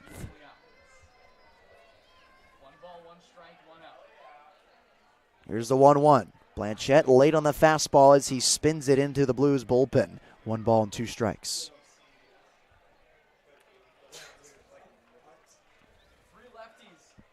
It's up to Gio with 2 strikes and 1 gone in the 8th inning. Go-ahead run is at first base in Brendan Comerford. 1-2, almost hits Blanchette. He rolls inside of that pitch. It's 2 balls and 2 strikes. A hit by pitch might not feel good for Giovanni Blanchette, but for the team would feel great. Looking for just get on base, move that runner over to second or maybe third. 2-2. Blanchette towers this one into left field. Liao still going back. He finds it in the sun and makes the grab deep in the left center gap for the second out of the inning. Loud out for Giovanni Blanchette, but it's the second one of the eighth inning, and now Gavin Constantine steps up to the plate. He's got an RBI single sandwiched between two strikeouts swinging. Comerford still at first base as Constantine comes up 1 for 3 this afternoon. On deck, it's E.J. Royal. First pitch is lined up the middle, a base hit. Gavin Constantine's second knock of the day. It keeps things alive in the eighth, and the Blues' best hitter on the roster digs into the batter's box. And how fitting. I just heard the opposing broadcasters call Gavin Constantine the Crawdad killer. And right there he shows why with the base hit back up the middle. I mean, they're not wrong. He had 1 hit in the whole month of July coming into this 2-game set. He has 4 in just these past 2 games, including 2 RBIs. It's that new life for Gavin Constantine as E.J. Royal steps up to the plate with the go-ahead run on second base. First pitch is taken in there for a strike. 2 hits this inning, 2 runners on. Go ahead, 1 in scoring position. Comerford reached on a single. Constantine just hit a single of his own. EJ leaves the fastball outside, 1 ball and 1 strike. And EJ knows that he can be patient up there. He is one of the better hitters on the team and would love to get a base hit and do it for his team, but he knows Sam Ardois, who has 3 hits, is on deck, so a walk could also work. 1 peek at second base, now the 1-1. And Royal leaves that one high and outside. Hitters count to the Utah Tech Trailblazer. 4-4 ball game in the bottom half of the 8th. Fans anxiously sit on the grass at Sinsheimer. 2-1 is a fastball in the lower half of the zone for strike 2. Deuce is wild for EJ. Deep breath as he surveys his bomb bat getting into the batter's box. Here's the 2-2 from Barnes. Off speed, and Royal fights it off over the fencing above the Blues dugout. 2-2 once again. A very late emergency swing from E.J. Royal when he realized that slider was probably going to dip into the zone. But a good job to just find a piece of bat and foul it off. Bubbles floating at Sinsheimer once again as EJ looks to make a pop right here on the 2-2. Fastball missing high and outside. Rio slides to his right to get there. Full count to the leadoff man, Royal. The biggest pitch of this ball game coming up. Both runners will be on the move. The hottest batter in this Blues lineup all season long in the right-handed batter's box, facing the Sun Devil. 3-2. Royal goes the opposite way, but it lands foul down the right field line.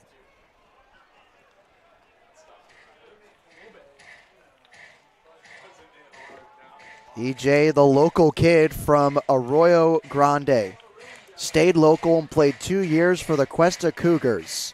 Now at Utah Tech for the Trailblazers. Wanting to have a full circle moment in the town he grew up in. Payoff pitch. Royal off his hands, spins it in front of the Blues dugout. Stays alive at 3 balls and 2 strikes.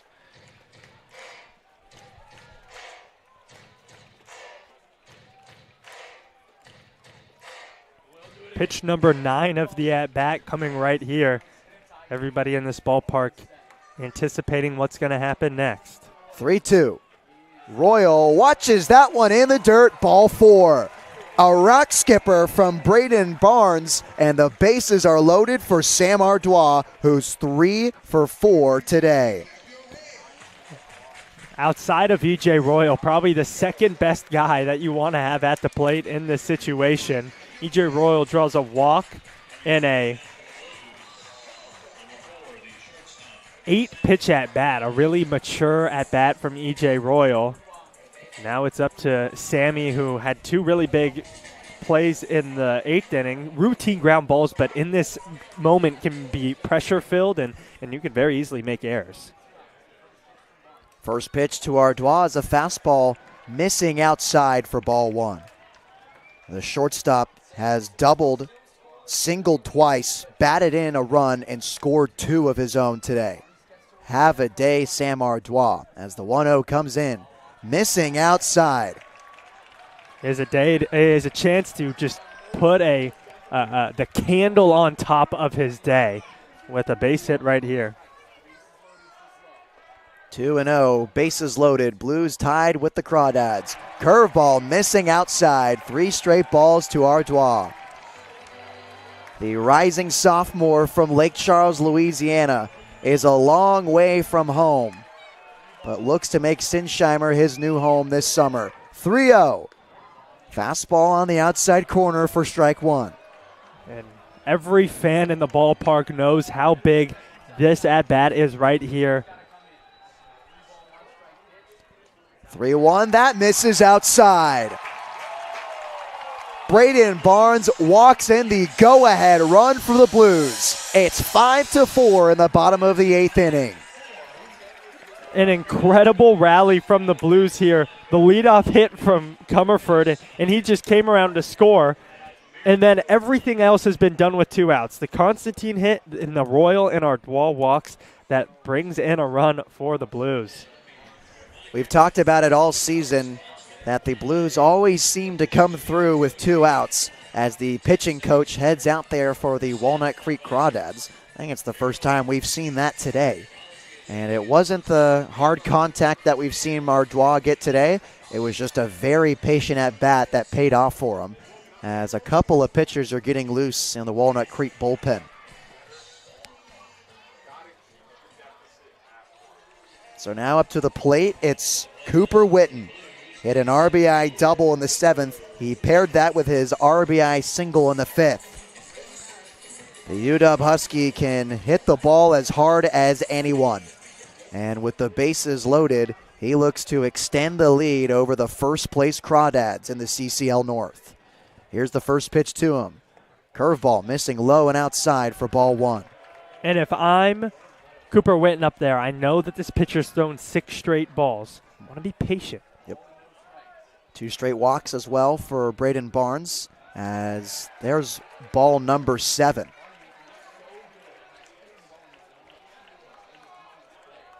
Correction, he did throw a strike in the Ardois at bat, but still 8 of the last 9 pitches. 2-0 is swung on and hit to left center field for a base hit. 1 run comes in to score. Here comes E.J. Royal. Cooper Witten into second base. A 2 RBI double. It's 7-4 San Luis Obispo. Sinsheimer is rocking. Rocking is not enough to describe this ballpark right now. Cooper Witten with this double, slides into second, gets up, does a little dancey dance for his dugout. A 2 RBI double puts the Blues ahead. They've now scored 5 runs in the last 2 innings. Second double of the day for Cooper Witten, and his 3rd of the season. So now Zach Tullerman with 2 runners in scoring position, and a 7-4 lead for San Luis Obispo, a 3-run inning in the 8th. He's the recipient of strike 1 against Braden Barnes. 0-1 is lined into left field. That falls for a base hit. Ardois comes in to score. Here comes Cooper Witten. Back-to-back RBI doubles for the Blues. They are piling on Walnut Creek, 9-4 in the 8th. What an electric inning from the Blues, getting it all done with 2 outs. I mentioned Comerford reached to lead off the inning, but then fly out. 5 straight batters have now reached base, and the Blues are up by 5 runs. They enter this inning tied, and now they are out of slam range for the Walnut Creek Crawdads. 4 extra base hits on the day for the Blues. Check that, 5. That'll win you ball games. So now in a brand new game, it's Parker Goff, the catcher, who's hitless today, as he takes a look at strike one.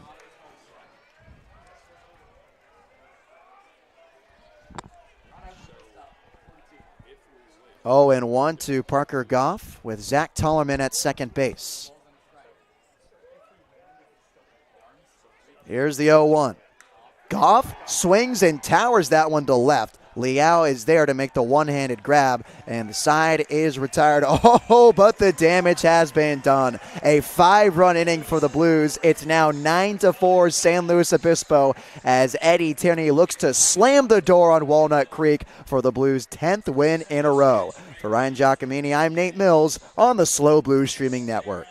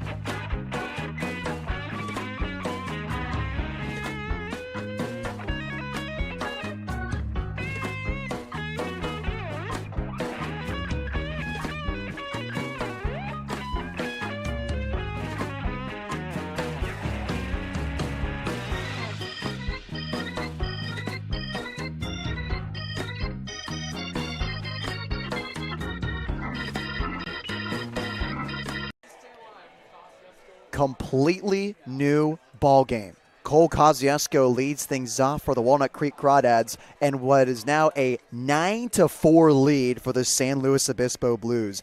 Back-to-back 2 RBI doubles from Cooper Witten and Zach Tollerman as Kosciuszko swings and misses for strike one. And this game is Blues have a 5-run lead, but this game is not over. No. The Crawdads, we've seen the Crawdads put up 20 runs in a game, so they could very easily spark the offense. And with their best hitter at the dish, now would be a good time to get some momentum going for the Dads. But Kosciuszko finds himself in a 2-1 count against Eddie Tierney, who heads back out there. Wild swing and a miss on a fastball down the middle for strike two.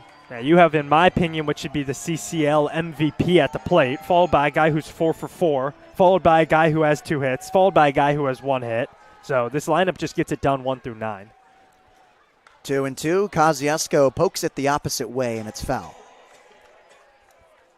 2 balls and 2 strikes to the UC Santa Barbara commit. With that, Matthew Gonzalez has sat down. He's not pitching anymore, which is huge because if the Blues were to play on Tuesday, now he would be available. Tierney hoping to just get out of this and not make it a close game. 2-2, misses low and outside. 3 balls and 2 strikes to the DH. The 3-hole hitter is hitless this afternoon. A ground ball out, a pop out to center, a strikeout swinging, and an intentional walk where he came around to score. Payoff pitch, misses high, and the leadoff man is aboard with a walk. And the only concern I have with Eddie Tierney is that this next pitch he throws is going to be pitch 79. That pitch count is running up there in a hurry. He did start 1 game this season. I'm unsure of how many pitches he threw, but this is definitely 1 or 2 in the amount of pitches he's thrown this summer. So now it's Isaiah Walker who is having a perfect day at the plate for the Dads. First pitch is a slider in there for a strike. 4 for 4 afternoon, but he's been stranded on base all 4 times.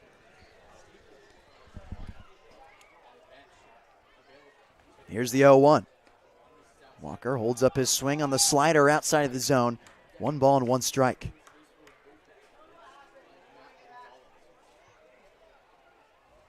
Short lead at first base for Cole Kosciuszko as the 1-1 comes home.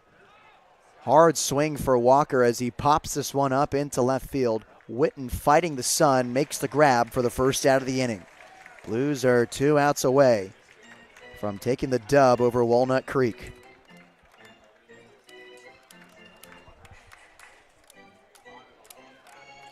So now it's Ethan Liao in his first 2 at-bats today.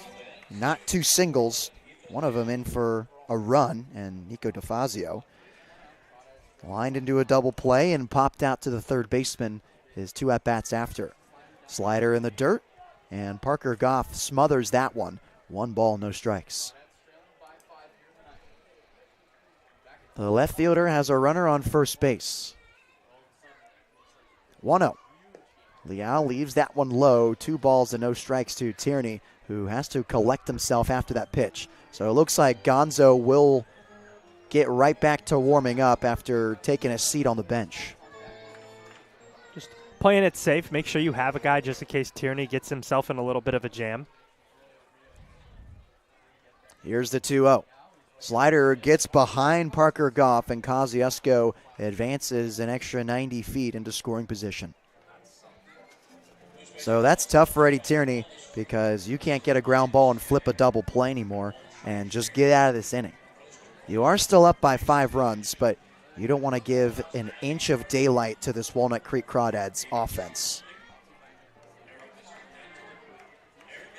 Meeting at the mound between the entire infield.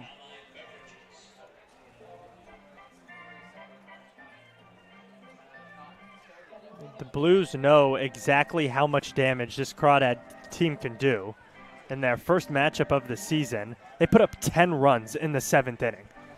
So they Blues know from firsthand experience that this Crawdad team can just put up runs and put them up in a hurry. And they put up 5 the inning after, which would be enough to tie this game. 3-0 misses high. There's a 4-pitch walk from Eddie Tierney.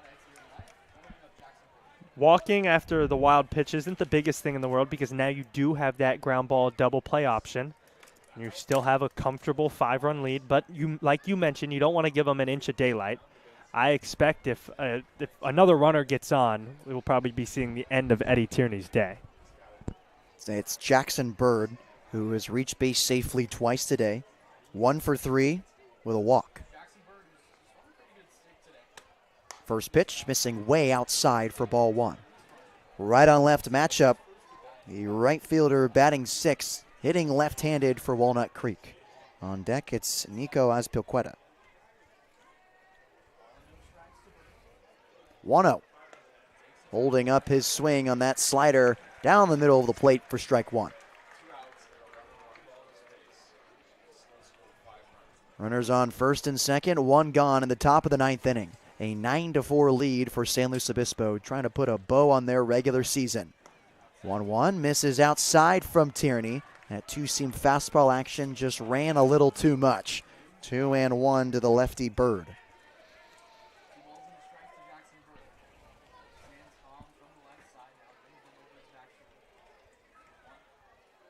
Bird looks at another slider. I thought this one hit the zone this time. It was just a little outside and is now a 3-1 count.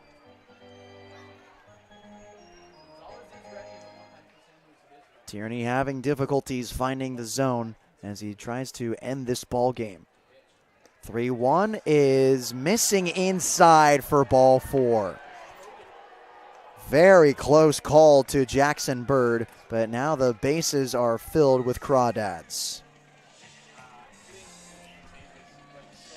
Dean Traynor heads out to talk to his right-hander. Gonzo stands on top of the warm-up mound.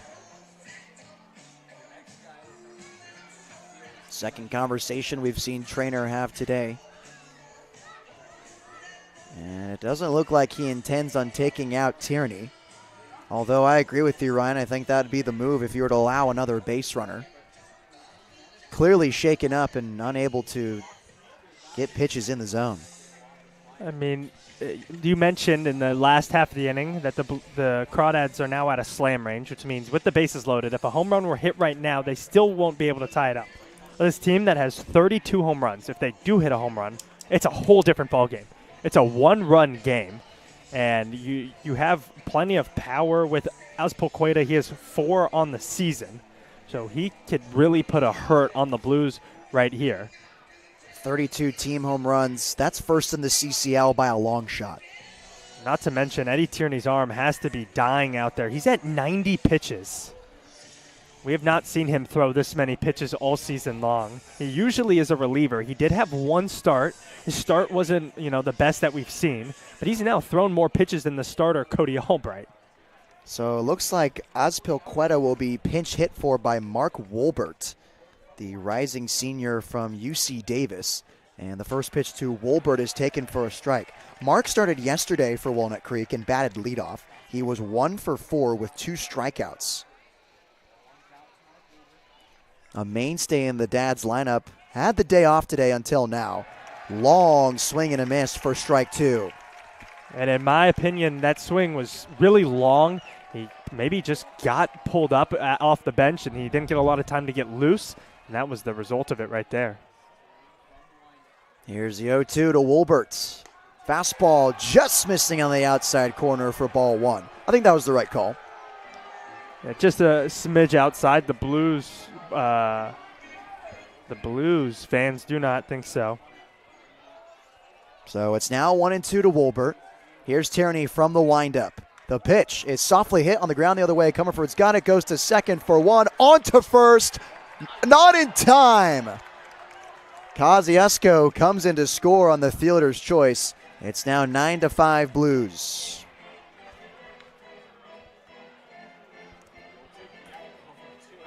Game still not over, but you are 1 out closer. Now, the scariest part about this is that the Crawdads are in slam range, as we have another pinch hitter. It looks like it will be Cam Calvillo coming in for Ben Royo. Calvillo is the CCL leader in hits. It's a good guy to have coming off your bench in this situation. I'd say. Yeah, the guy leads the league in hits. Another mainstay in the Crawdads lineup who got the night off today, up until now. First pitch is an off-speed missing inside for ball 1. And I now really think if there's a walk or a base hit here, you have to bring in Matthew Gonzalez, because if you give up another run and you have 2 on, they're in slam range. You need a new arm in there. 1-0, and Calvillo takes that for a strike.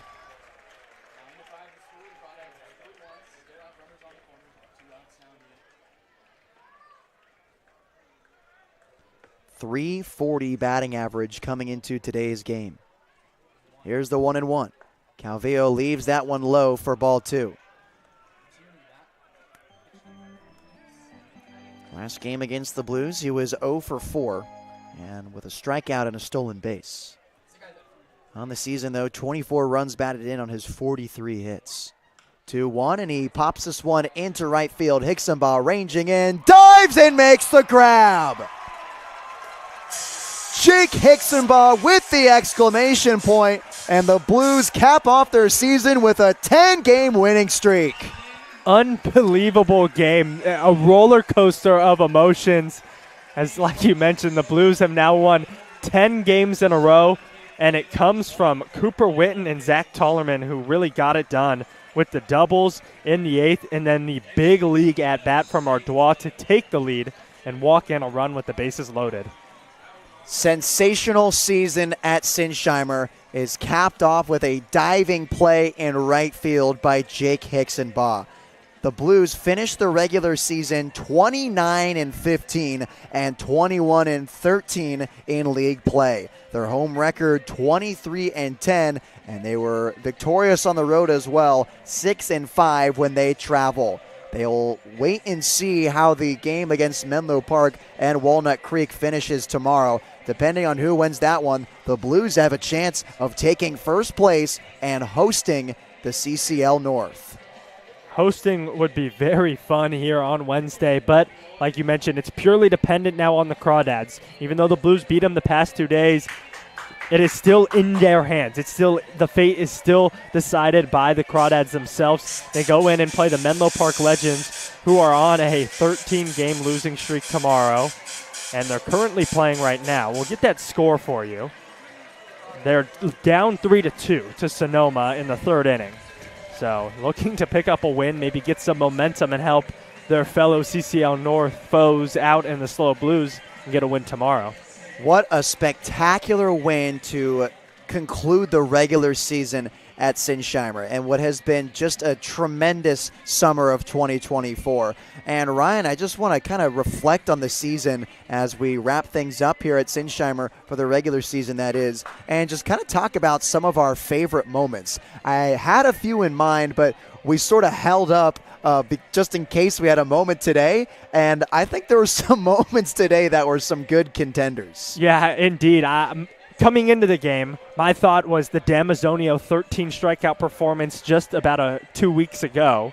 But I don't know. It might be the back-to-back 2 RBI doubles from Tollerman and Witten. That's a close contender for me as well, but I think I'll stick by the 2 RBI single that Jake Hicksonbaugh hit against the Santa Barbara Foresters in their final game playing against each other in the season at Sinsheimer Stadium. That was an electric moment, but really it was amazing to see the stadium light up after those 2 extra base hits in a row. It was indeed. I mean, even just reflecting a little bit more, you have the E.J. Royal 5-hit game. You have him, E.J. Royal, starting the season on a 5-game streak of multiple extra base hits. You have games where you had Cody Albright throw many innings, strike out a bunch of guys, even Howell, who shined yesterday, striking out 7 in 5 innings. Honestly, a really good and fun regular season for the Blues.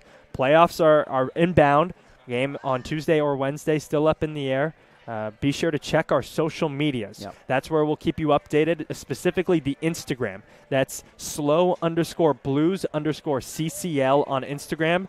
We will have all the information there for you. And the best part about it, if you're a season ticket holder or a Blues Nation ticket holder, you get into that game with that pass. So if you couldn't make the game today, but you normally have season tickets, you can come to that playoff game. There you go. So there's your information on the potential playoff outlook for the Blues as we wrap things up at Sinsheimer. What a season for San Luis Obispo as they look to host the postseason for the first time in 2 years. The offense is what shined tonight for the Blues, and they'll look to carry that momentum on either Tuesday or Wednesday. Like Ryan said, stay tuned on social media to see what the verdict is for the postseason. What a game to finish the year. What a summer in San Luis Obispo. It has been an absolute honor calling the balls and strikes for you all in the regular season on the SLO Blues streaming network. For Ryan Giacomini, I'm Nate Mills. Have a